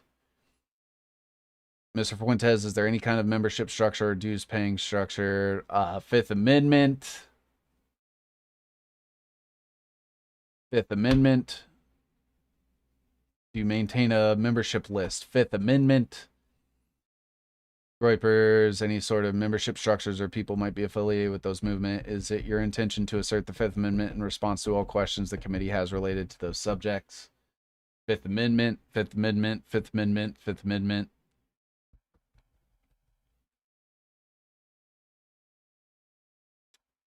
Is it your intention to assert the Fifth Amendment in response to all the questions related to your social media usage? I understand from a letter from your attorney that you claim to be on the no-fly list. What are the issues that you've encountered while traveling? Fifth Amendment. When did the issue start? Fifth Amendment. Mr. Fuentes, I have a series of questions related to your assertions. Are you going to use the fifth? Yes. Fifth Amendment, Fifth Amendment, Fifth Amendment, Fifth Amendment, Fifth Amendment. Is there anything he actually answers? Do you make money from live streaming? Fifth Amendment. Are you currently live streaming this deposition? Tom, can I answer this? Not without talking to me.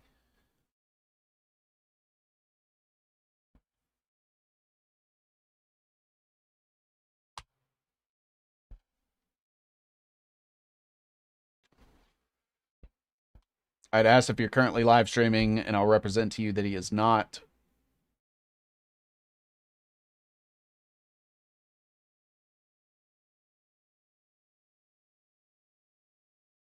Is there anything of substance in here that I can grab? I couldn't backtrack to the smaller incitement charge. He 5A's everything.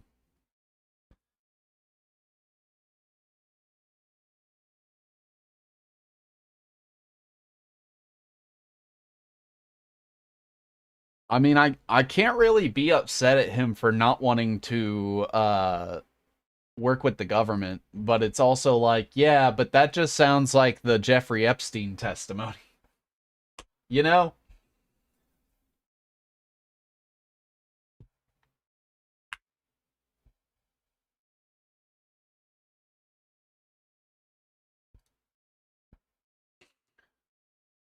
The January 6th insurrection. That's right. I got to put that up there too.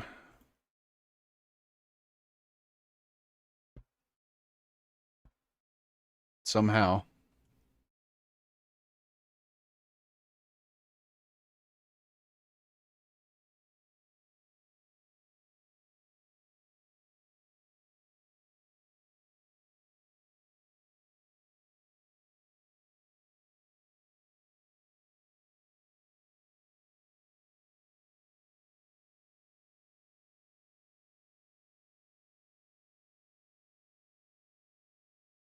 Hmm.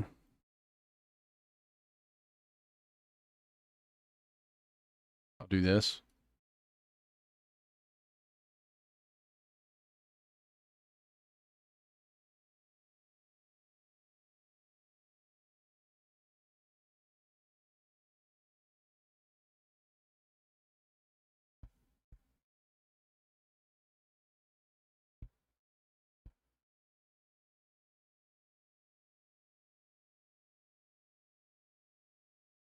There we go. I guess that works, right? Gonna shrink all these down a little bit. Very random this far into the stream, but I've missed lies and ties. Are you gay? Fifth Amendment. Basically, one theory as to why he wasn't arrested is that they tried to go after him for something bigger and they failed. Weird. Weird how the government can like dig up all of these communications, for like the Charlie Kirk assassination or the attempted Trump assassination.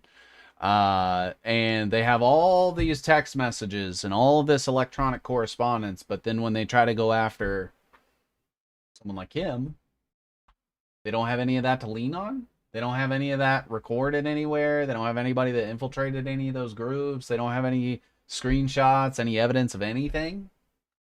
Weird. It's almost like they didn't try.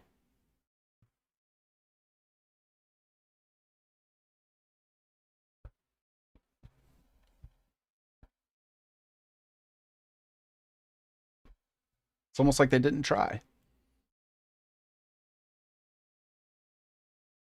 I mean, those text messages were so obviously fake as fuck. All of it's fake, dude. Everything is fake and gay. What was Tucker Carlson's company called?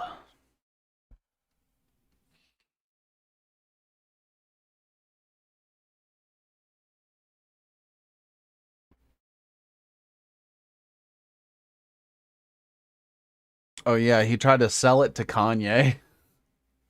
That's pretty funny, actually. Here, you can have this failing fucking social media platform. Good luck.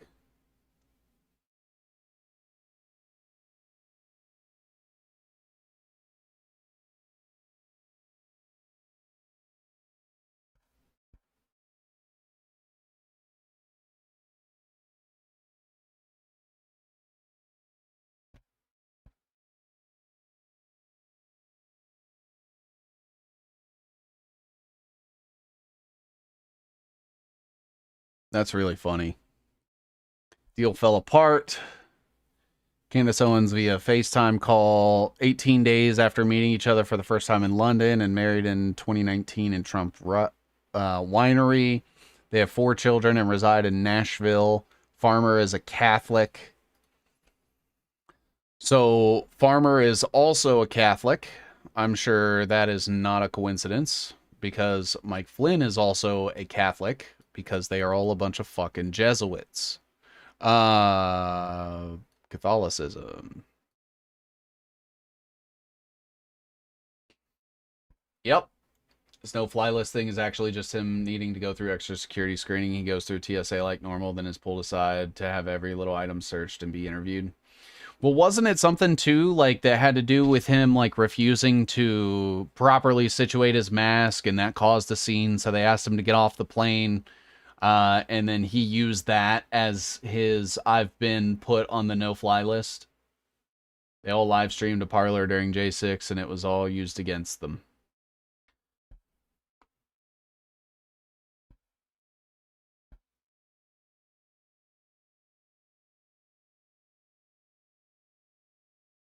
CEO of Parlor, Catholic, evangelical Christian, degree in theology from Oxford.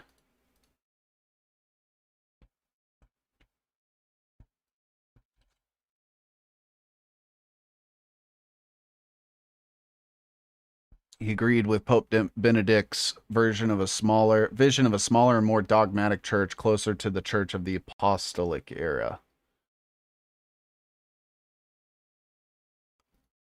What about his father? treasurer of the Conservative Party, and life peer in the House of Lords. I know about that.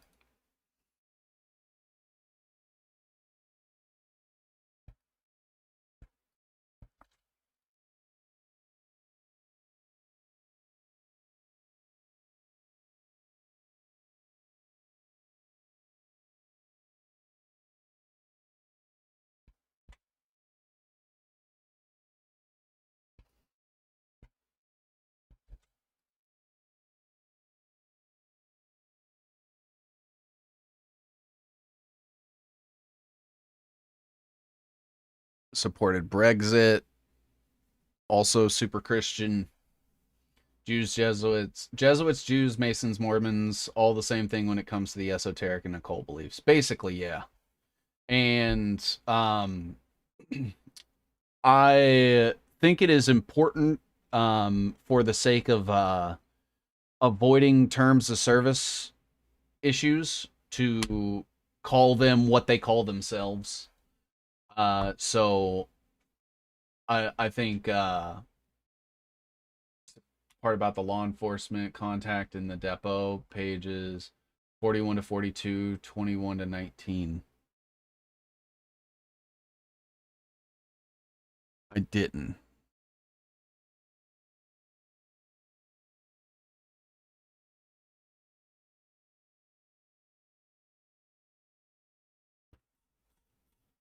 '41.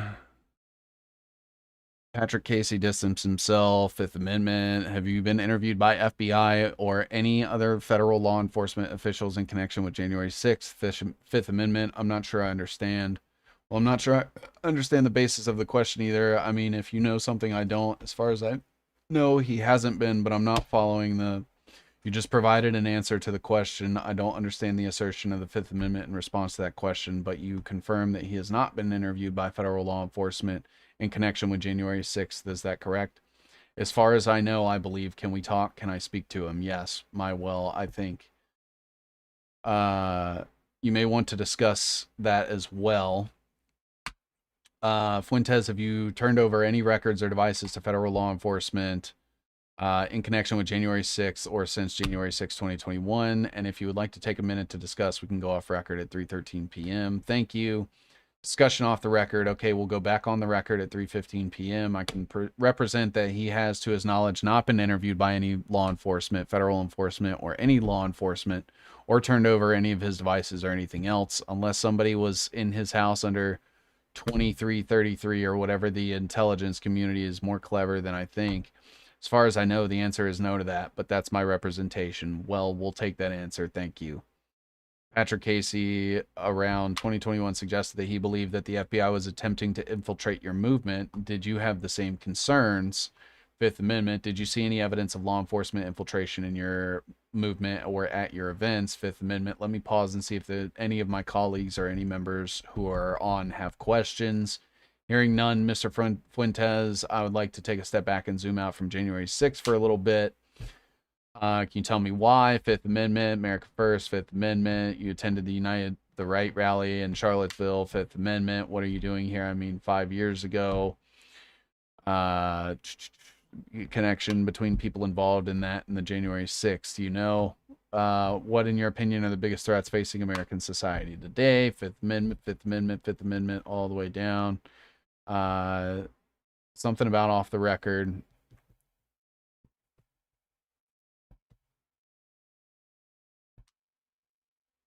Loose ends, back on the record.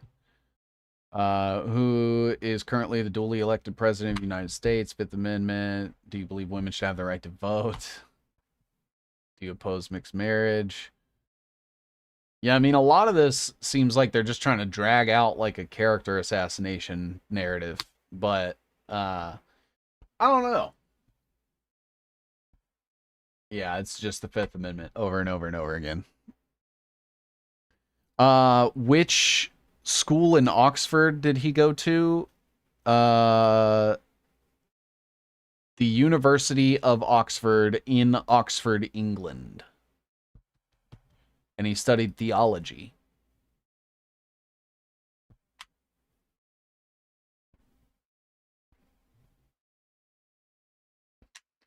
Farmer also attended St. Paul's School in London.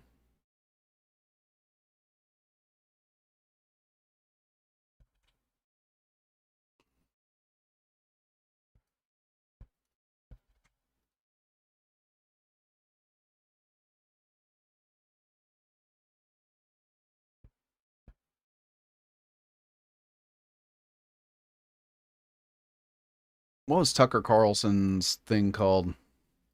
Let me check.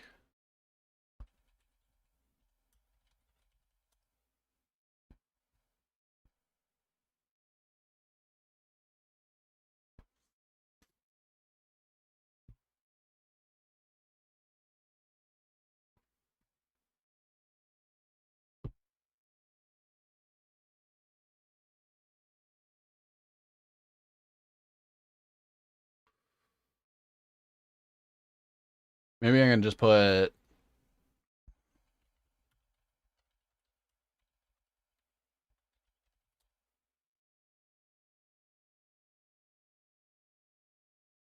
What was Tucker Carlson's media company called? Called like Log Cabin Media or some shit. Last Country.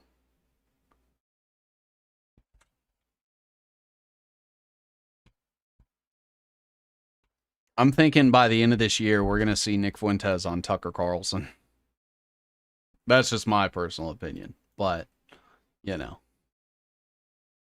I think that'll be the, okay, he's fully reintegrated into the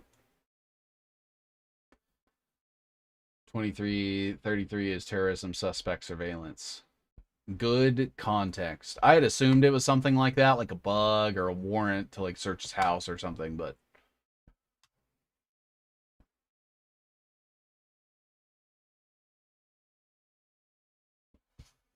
yeah. So 1789 Capital by Rebecca Mercer and Peter Thiel. Who was the other guy that was involved with that? It's Neil Patel.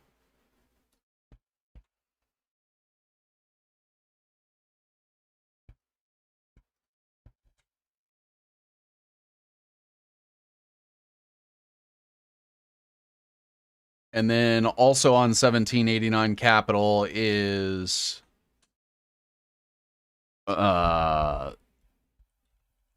some Indian guy. Omid Malik, that's it.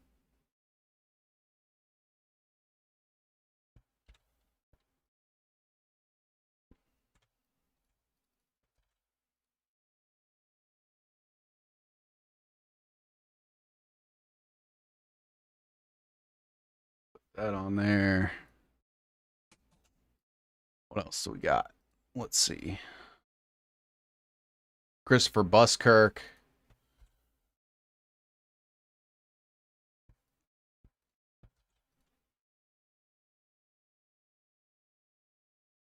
As part of 1789 Capital. I have some stuff on him, I think. Might be on the Trump web, maybe.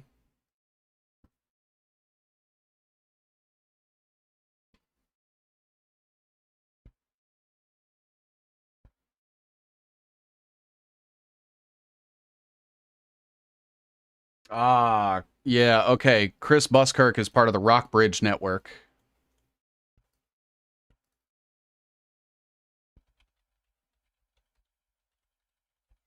Which is JD Vance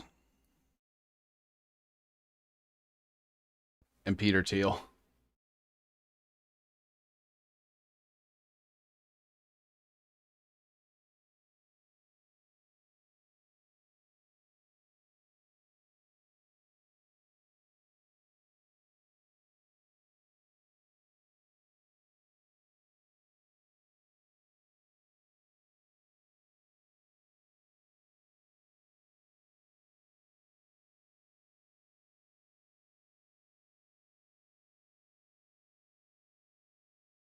And so all these people were pushing like the stolen election narrative, just like Nick Fuentes was. They were responsible for participating or propagating the events of January 6, 2021. Nick Fuentes was there also advocating for those people and those actions to take place.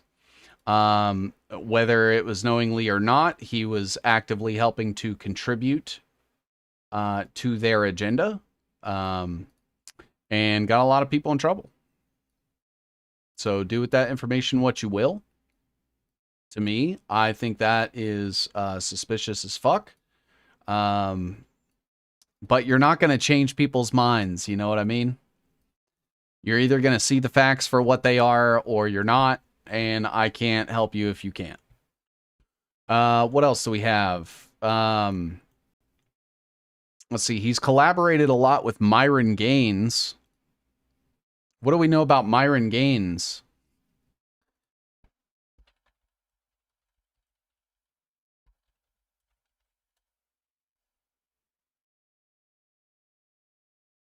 There it is. Amru Foodle.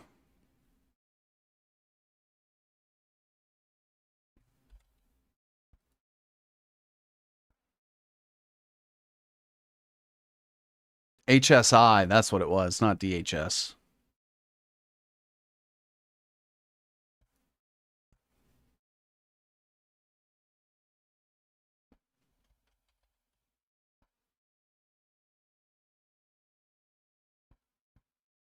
Another federal agent actively collaborating.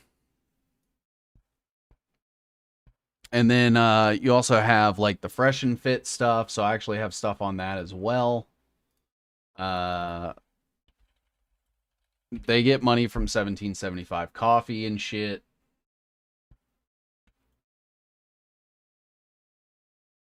Which is Colson Capital. And then that's where you start to get the Flynn Network.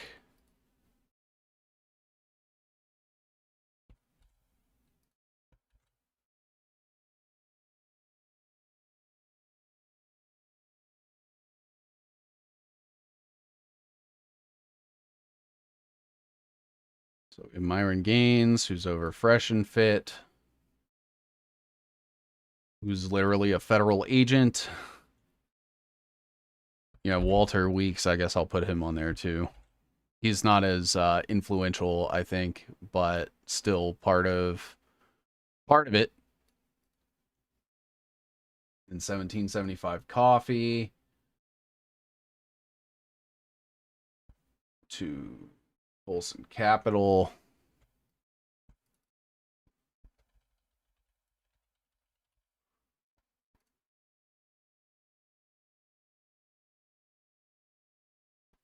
Which is then Foster Colson, David Lopez, Blackwater, Constellas, all that shit starts to come into play. So you have Foster Colson. I'll put it over here like this. Foster Colson. You have the wellness company starts to come up here.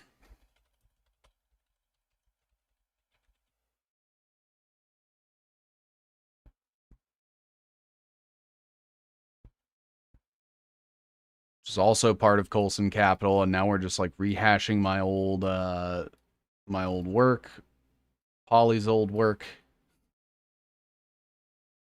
And then you get Mike Flynn, you get Alex Jones, you get, I believe Steve Bannon was part of the wellness company. I'd have to double check. Alex Jones was pushing it. He was pushing the Zelenko Labs stuff as well.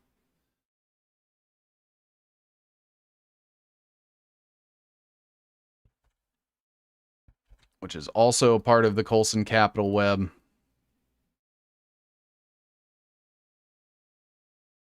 Charlie Kirk was pushing Zelenko Labs on people.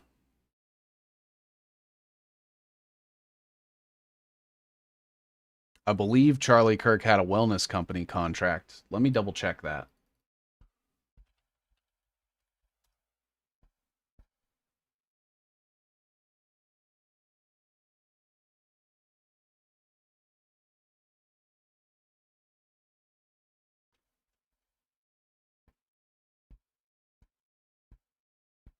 Okay, Charlie Kirk did not have a wellness company sponsorship, as far as I'm aware.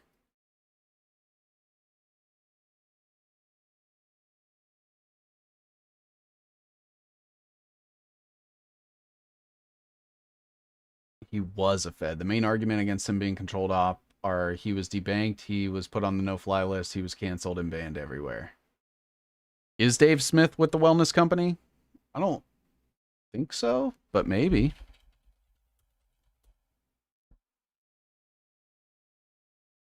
Oh, he is. Look at that. Look at that. Wow. Who'd have thought? News to me. Well, I guess Dave Smith is going to be on the web then.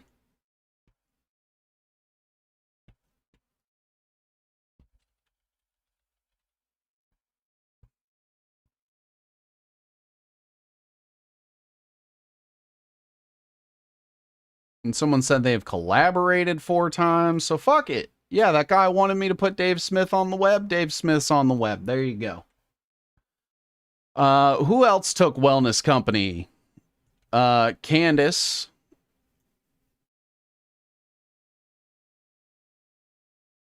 Candace was a Wellness Company shill.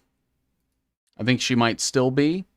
Tucker Carlson never officially took a sponsor from them, but he hosted their CEO and allowed him basically like unfettered airtime to just talk about the wellness company and the ivermectin shit. So I don't know if that would constitute a connection per se, but I would think so. Yep, Mulcahy is part of the wellness company as well.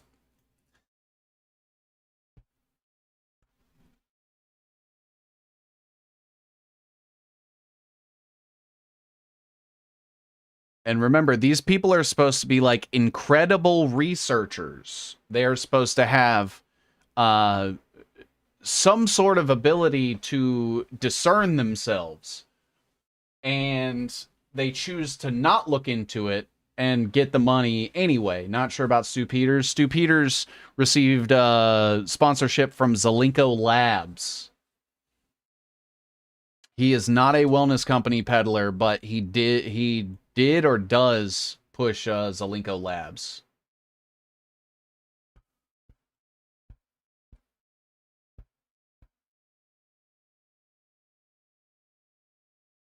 Was Steve Bannon part of the wellness company? I can't remember.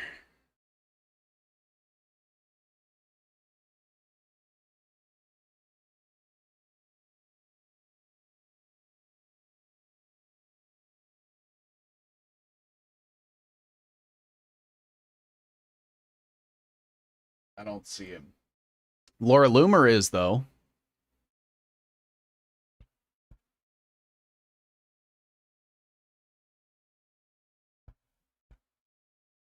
Laura Loomer is absolutely part of the wellness company, and Colson Capital actually has another brand called Positive, and they are a dog food company. And if people remember, Laura Loomer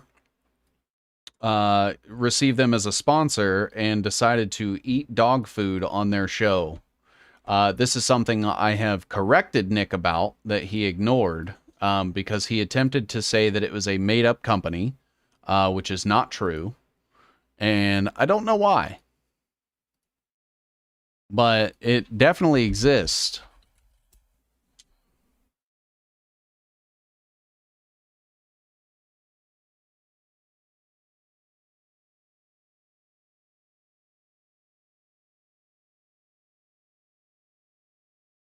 Colson Capital,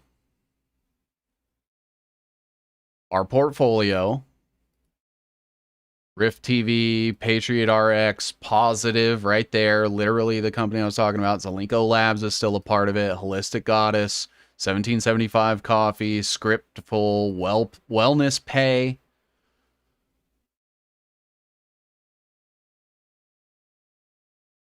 Stu Peters was a rapper. Focus.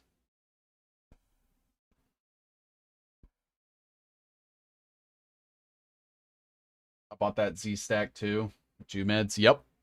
Yeah, because a lot of people don't know that Zelenko was literally Chabad. He was Chabad Lubavitch. I could use some serious capital. Dude, you and me both.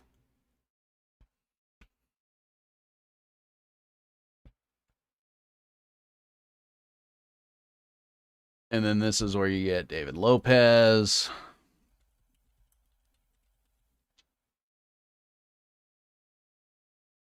He's technically a part of the international health brand stuff.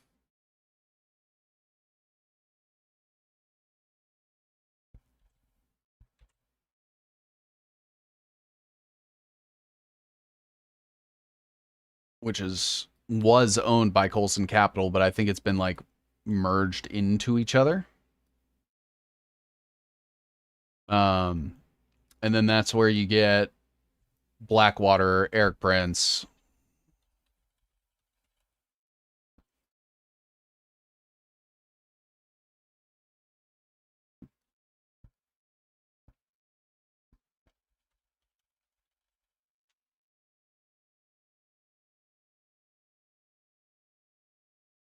You get Dan Bongino from here. Dan Bongino has me blocked.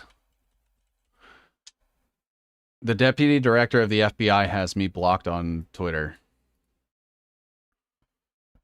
I think that's fucking hilarious. Right, and then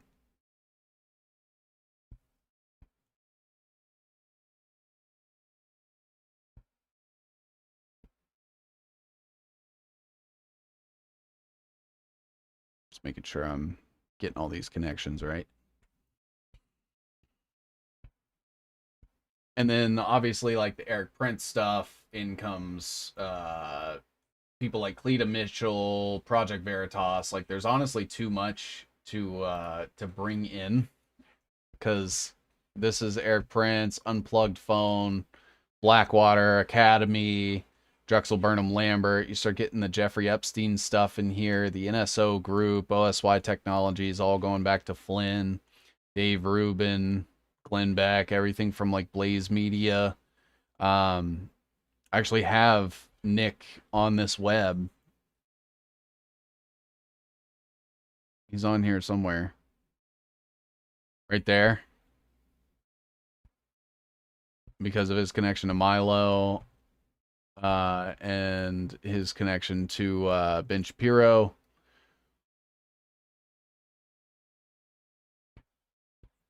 Anyway, that's neither here nor there.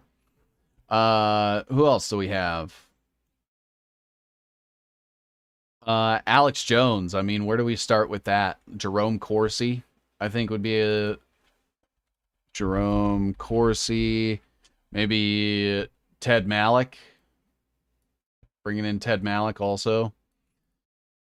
Because Jerome Corsi is CIA and really good friends with Jones. You have MTG is an investor in Palantir. I forgot to add that. You're right. You're absolutely right. Marjorie Taylor Greene to Palantir. Good catch. Good catch. I forgot about that. Marjorie Taylor Greene follows me for some reason. I still am so fucking confused about that, because I have never expressed any sort of like good sentiment towards her. Where's Brand? Oh, Russell Brand is part of it too. Oh, wait. Didn't Russell Brand and Nick Fuentes just do a stream together? I gotta follow that guy's rules now, because he gets to decide what research is and isn't. So since he decided to go on there and do a highly sexualized stream with a topless Russell Brand, I guess we should add him on there, especially considering that Russell Brand also is part of the wellness company 1775 Coffee, so on and so forth. Super important.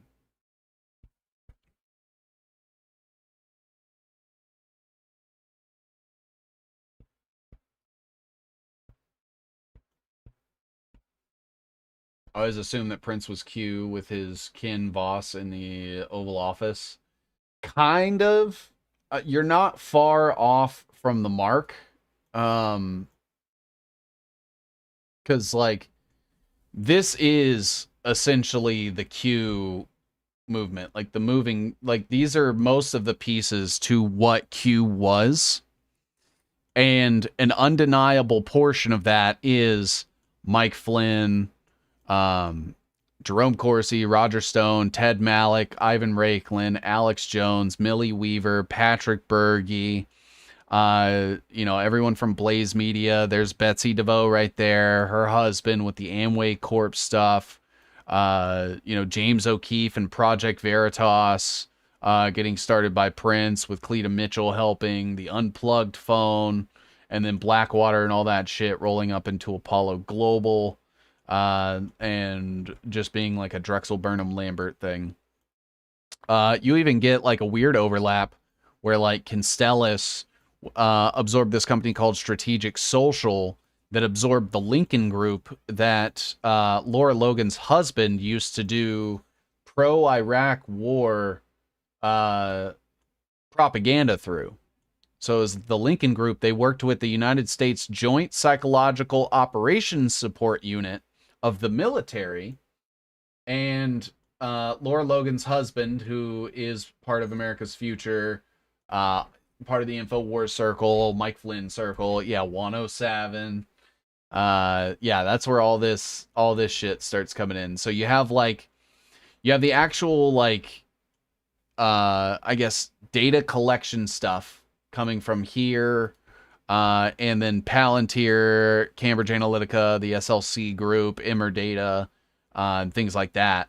And then you had all the personalities pushing it, like Mike Flynn, like Alex Jones, like Roger Stone, like or not Jerome Corsi, I guess he's not really an influencer, Patrick Berge, Rudy Giuliani, Paul Vallely, Jack Posobiec, Joe Kent, like all those people.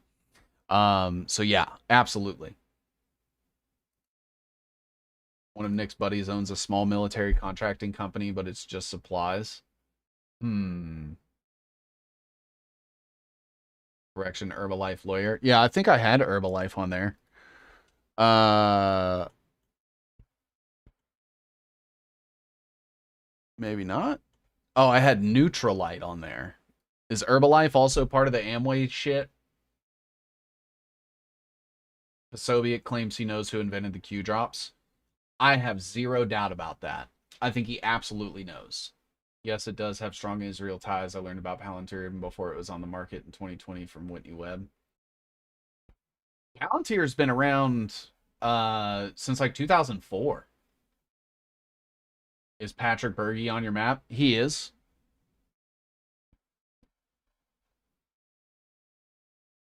Amway, Quickstar, yep. Yep, all that shit. Let's see here. Who else has Nick Fuentes collaborated with? I mean, Laura Loomer, obviously, they've had their back and forths before. What was that Ali Alexander guy you guys were talking about?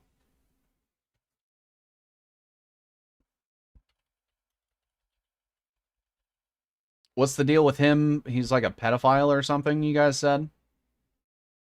I don't know. I'm asking.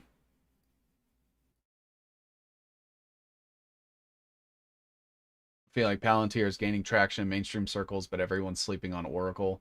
Everyone's sleeping on Oracle. Everyone's sleeping on like Lockheed Martin. Everyone's sleeping on Boeing. Everyone's sleeping on fucking Microsoft. Yeah, I agree. Everyone's sleeping on fucking DARPA. Candace Owens was sponsored by Oracle. You're absolutely right. How could I forget?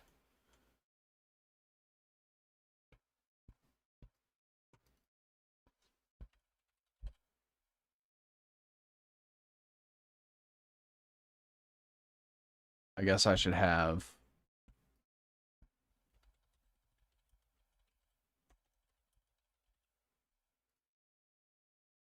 Yeah, I completely forgot about that.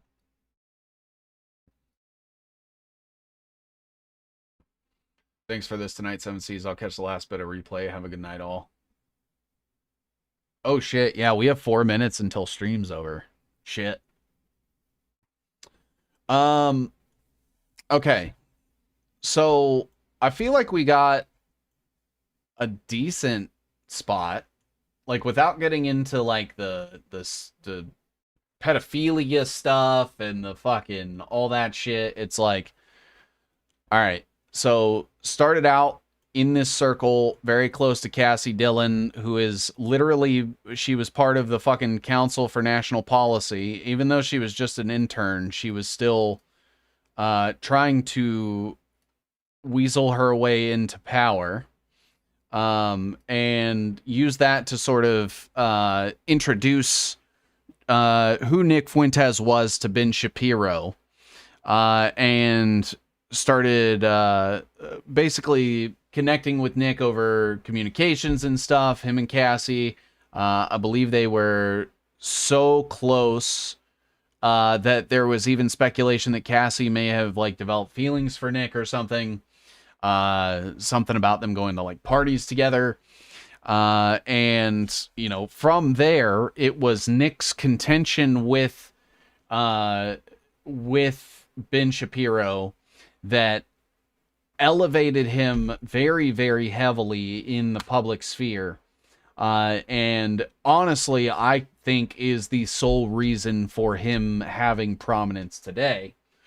Um, and obviously, like you have Ben Shapiro, Chabad Lubavitch, Phi Beta Kappa, Newsweek, Daily Wire, UCLA, Harvard. He had his books published by Threshold Editions, which is just KKR and Co. Global International Relations is Ken Melman of the Council on Foreign Relations. He's also part of Mount Sinai Hospital. He was part of the Bush admin, the RNC, and he sits on the board of the Chan Zuckerberg Initiative. He did that with Jeremy Boring, who started a company called Truth Revolt, which was funded by David Horowitz Freedom Center, which is David Horowitz, father Ben Horowitz, who is the co-financier with Mark Andreessen of A16Z and AH Capital Management. He also runs Caviar, and he sits on the Fair Shake PAC. And then him and Andreessen use their venture capital firm to basically invest in a bunch of other shit. Mark Andreessen heavily invested in the Free Press, which is Barry Weiss, who is a Mossad agent, which I believe the Free Press is now owned by Oracle. And then you have his work with James Clark on WebMD, Netscape, Mosaic, Eric Bina. Mark Andreessen is connected to a lot of other things. I didn't see them super conducive, but if you do want sort of a preview of that, then I can bring that up really quick. We have Mark Andreessen. He's sort of up here. So we have, obviously, he's like donated to Donald Trump. He is also he's invested in Twitter, The Boring Company, Neuralink, various other ventures by Elon Musk. He's a self-proclaimed TESCREAList. TESCREAL is a term used to describe the like futurist people like Peter Thiel, Elon Musk, that believe in like transhumanism, extropianism, cosmism and shit like that. Tagged U7 in the Posobiec tweet. The Q-op was Operation Trust rerun for the digital age. Absolutely correct. Have faith. The white hats are in control. Really, it's just small hats all the way down. But yeah, so a lot of stuff with Andreessen, but nothing really indicative of like any sort of relationship with Nick. From there, Nick started working with Kanye West. Kanye West is obviously like very outspoken against Jews in a like low IQ way. It's just like very derogatory, just names them all. Doesn't really like give any constructive information, I think, outside of that. And obviously was like married to Kim Kardashian, does the cultural Marxism stuff. He worked with Candace Owens on the like White Lives Matter or some shit. You have Candace Owens, who he started working with. Her dad, Robert Owens, she has the Candace Owens Show, sponsored by Oracle, the wellness company, as well as Pure Talk, I believe. Let me double check that.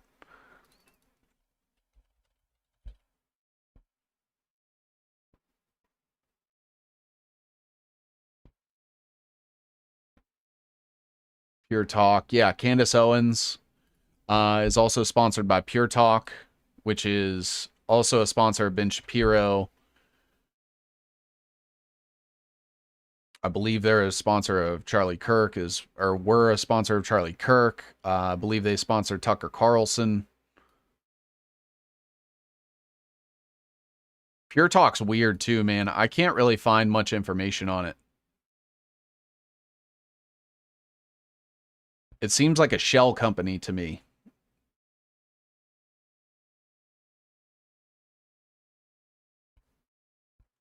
Who else? Ben Shapiro.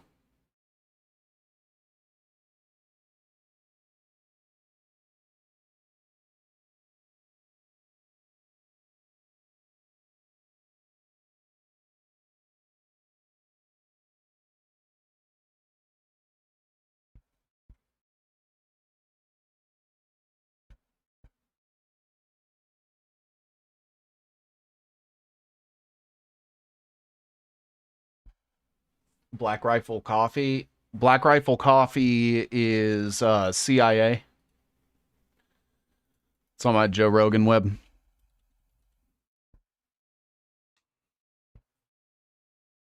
Black Rifle Coffee Company is owned by Authentic Brands Group, which is owned by BlackRock. And you have Jamie Salter. They also own Aeropostale, Champion, Forever 21, Reebok, Sports Illustrated, Tap Out, just to name a few. They also own the estates and likeness of David Beckham, Elvis Presley, Muhammad Ali, and Marilyn Monroe.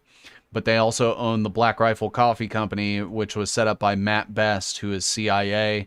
You have Tom Davin, who sat on the boards of Taco Bell, PepsiCo, and Goldman Sachs.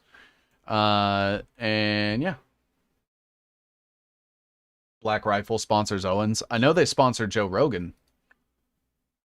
Is this a religious chat? I'm not religious. Some of my chat is, but I, let people say whatever they want. Bluntly call them out, Kanye style, like Seven says. I'm no different. Which is fine. If it was one of those things where, like, hey, you have the attention of like 300 million people, and you were like, Jews, I'd be like, man, that's not really gonna do anything for anyone. What are your parents' religion? I believe they're both Christian. I don't know though. My dad said he believed in a God. My mom was like kind of Baptist-y when I was growing up, and then I couldn't tell you.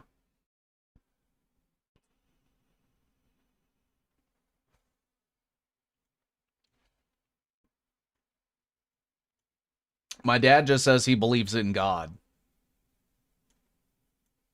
I don't know what that would be religion wise, because I'm pretty sure like part of religion is believing in a God.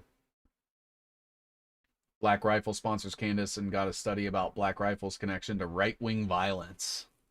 Oh, geez. Okay, so he was tooling around with Candace Owens. She got the Oracle thing. She was trying to cancel people with the Degree 180 stuff. Or no, the Degree 180 was the talent consultant thing. Social Autopsy was the cancel culture bullshit she was trying to push. She was part of some private equity thing that nobody can fucking find any information on. She worked for Vogue. She went to University of Rhode Island. She worked at Turning Point USA. She has done multiple broadcasts on Fox News pushing rhetoric, and she collaborates a lot with Tucker Carlson, even if it's not on video. Her husband, George Farmer, Oxford University, St. Paul's School. His dad is in the House of Lords. Michael Framer, he was also the former treasurer of the Conservative Party for the UK. George Farmer was was leading Turning Point UK alongside John Mappin, which is a subsidiary of TPUSA. TPUSA, obviously Charlie Kirk, who Nick Fuentes would go back and forth with all the time, who was very close to Candace Owens. He is part of the Council for National Policy. He was also very heavily involved with the Wellness Company and the Mike Flynn's, the Phyllis Schlafly, the Mike Cernoviches. Um, Nick has frequently collaborated with Destiny, who has made multiple remarks about like underage sexual exploitation and sort of normalizing that to his audience to be funny. He's had like sexual misconduct allegations levied against him. He's extremely pro-Israel. He's like super progressive and liberal. He's collaborated a lot with Myron Gaines, former federal agent of the HSI, of Fresh and Fit, who is paid through the Colson Capital Web, that is the wellness company. Mike Flynn, Eric Prince, pro-Israel shit, private military, all of that. Nick is a Catholic. Catholics, in my opinion, are Jesuits. I would say that most prominent Catholics are more often than not Jesuits by default, in my opinion, until they prove themselves otherwise. And that would be not engaging in the theatrics, not engaging in the psyops, not distracting people, not getting them to believe in two-party politics, not pushing a suppressive police state, not endorsing a political candidate that is beholden to Israel since the very first election. I don't know. We have the AFPAC that had people like Marjorie Taylor Greene, who owns stock in Palantir, is close with Mike Flynn, or at least was. Wendy Rogers, Paul Gosser, Patrick Casey. I think he's like a white nationalist, honeypot. Michelle Malkin, Scott Greer, who used to work at the Daily Caller, which is Tucker Carlson, Fox News, Candace Owen collaborations, the Pure Talk sponsorship as well, getting money from 1789 Capital, which is Rebecca Mercer, who is running Cambridge Analytica, and Parler, which George Framer was a part of. I don't know if people are starting to see where this goes, but it is essentially into a giant circle of confusion where plausible deniability becomes a weapon. So you have Omid Malik, Christopher Buskirk, who's part of the Rockbridge Network. That's Peter Thiel and J.D. Vance. And they funded Last Country with Tucker Carlson. Tucker Carlson constantly engaging with Nick Fuentes and, keeping the conversation there and focused on this or that or what he said, what this, that, and the other. It doesn't fucking matter. He collaborates all the times with Alex Jones. He's been a frequent guest on InfoWars. And obviously, like Alex Jones connected to Steve Bannon, Super Zionist, Michael Flynn, Jerome Corsi, Ted Malloch, I believe is part of the WEF.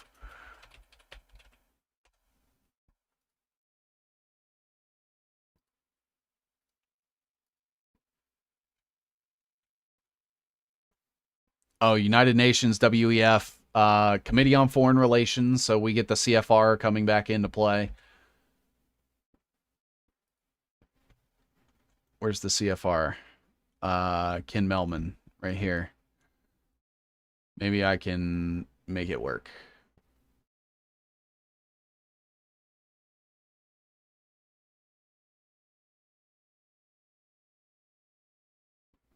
That'll do.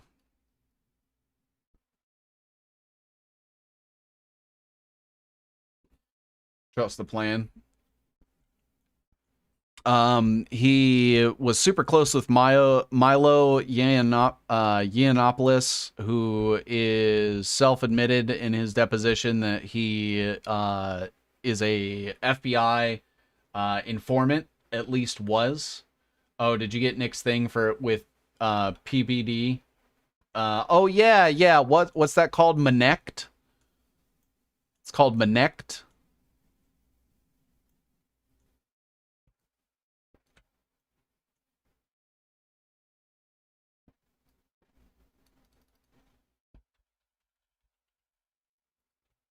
I do not have a Manect, and I will not be making a Manect.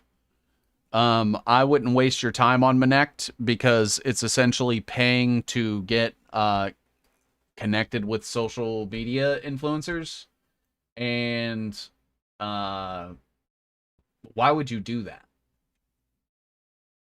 Why would you do that? Anyway, yeah, that's Patrick Bet Davis's thing, who we all know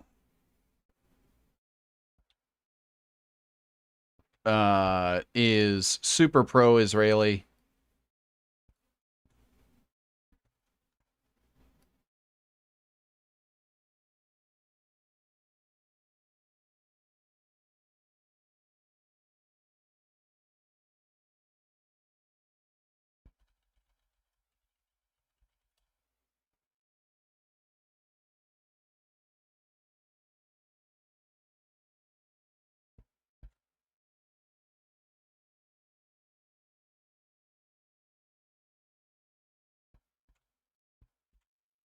Oh,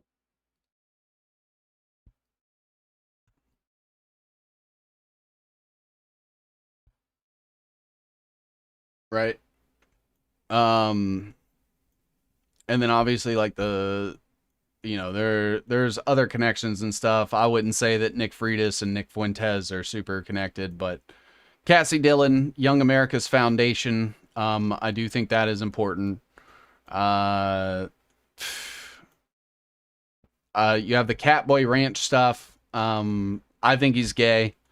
Uh, you have the like his questionable tweets, his DNA.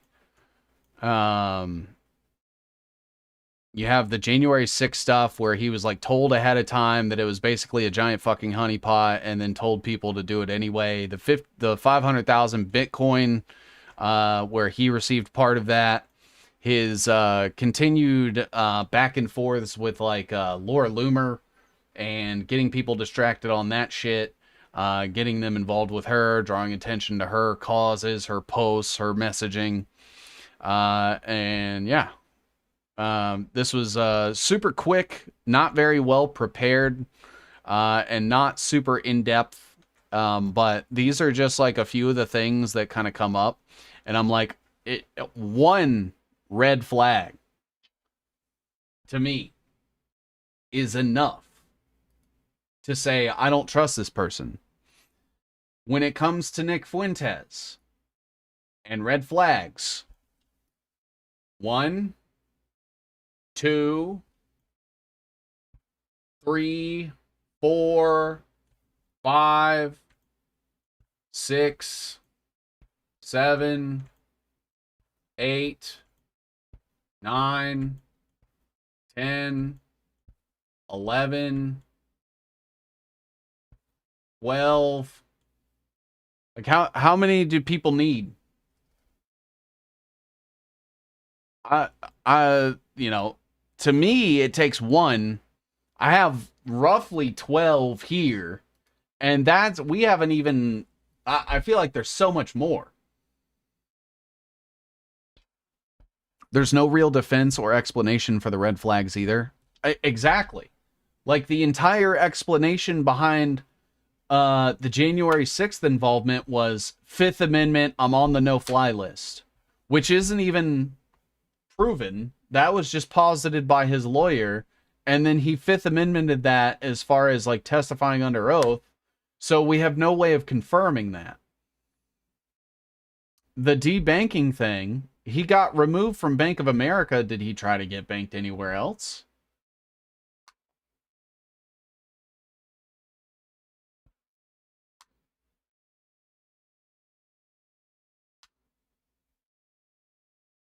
Beard guy, do you have a brother? I have 950,000 brothers. It only takes one cat boy named Nick Fuentes as a concubine. So yeah, it is one of those things where it's like, yeah, there is not a smoking gun. And I sort of preface this, and I've kind of said this over the last couple of streams. And so in my opinion, it is a case of like a death by 1,000 cuts, where it's like, how many times are you going to associate with questionable people? How many times are you going to continue to endorse questionable people, questionable policies? How many times are you going to be like pro-authoritarian, police state, essentially? How many times are you going to flip-flop? How many times are you going to keep people distracted in the drama? How many times are you going to go back and forth with Candace Owens and not talk about the biodigital convergence and not shine more light on the things that the government is doing that are wrong? Why aren't you focused on, technocracy? Why is it that when it fits your crafted worldview of stopping immigrants, all of a sudden spying on everyone is okay? All of a sudden, sicking federal agents on people you don't like is okay? Canceling people is okay?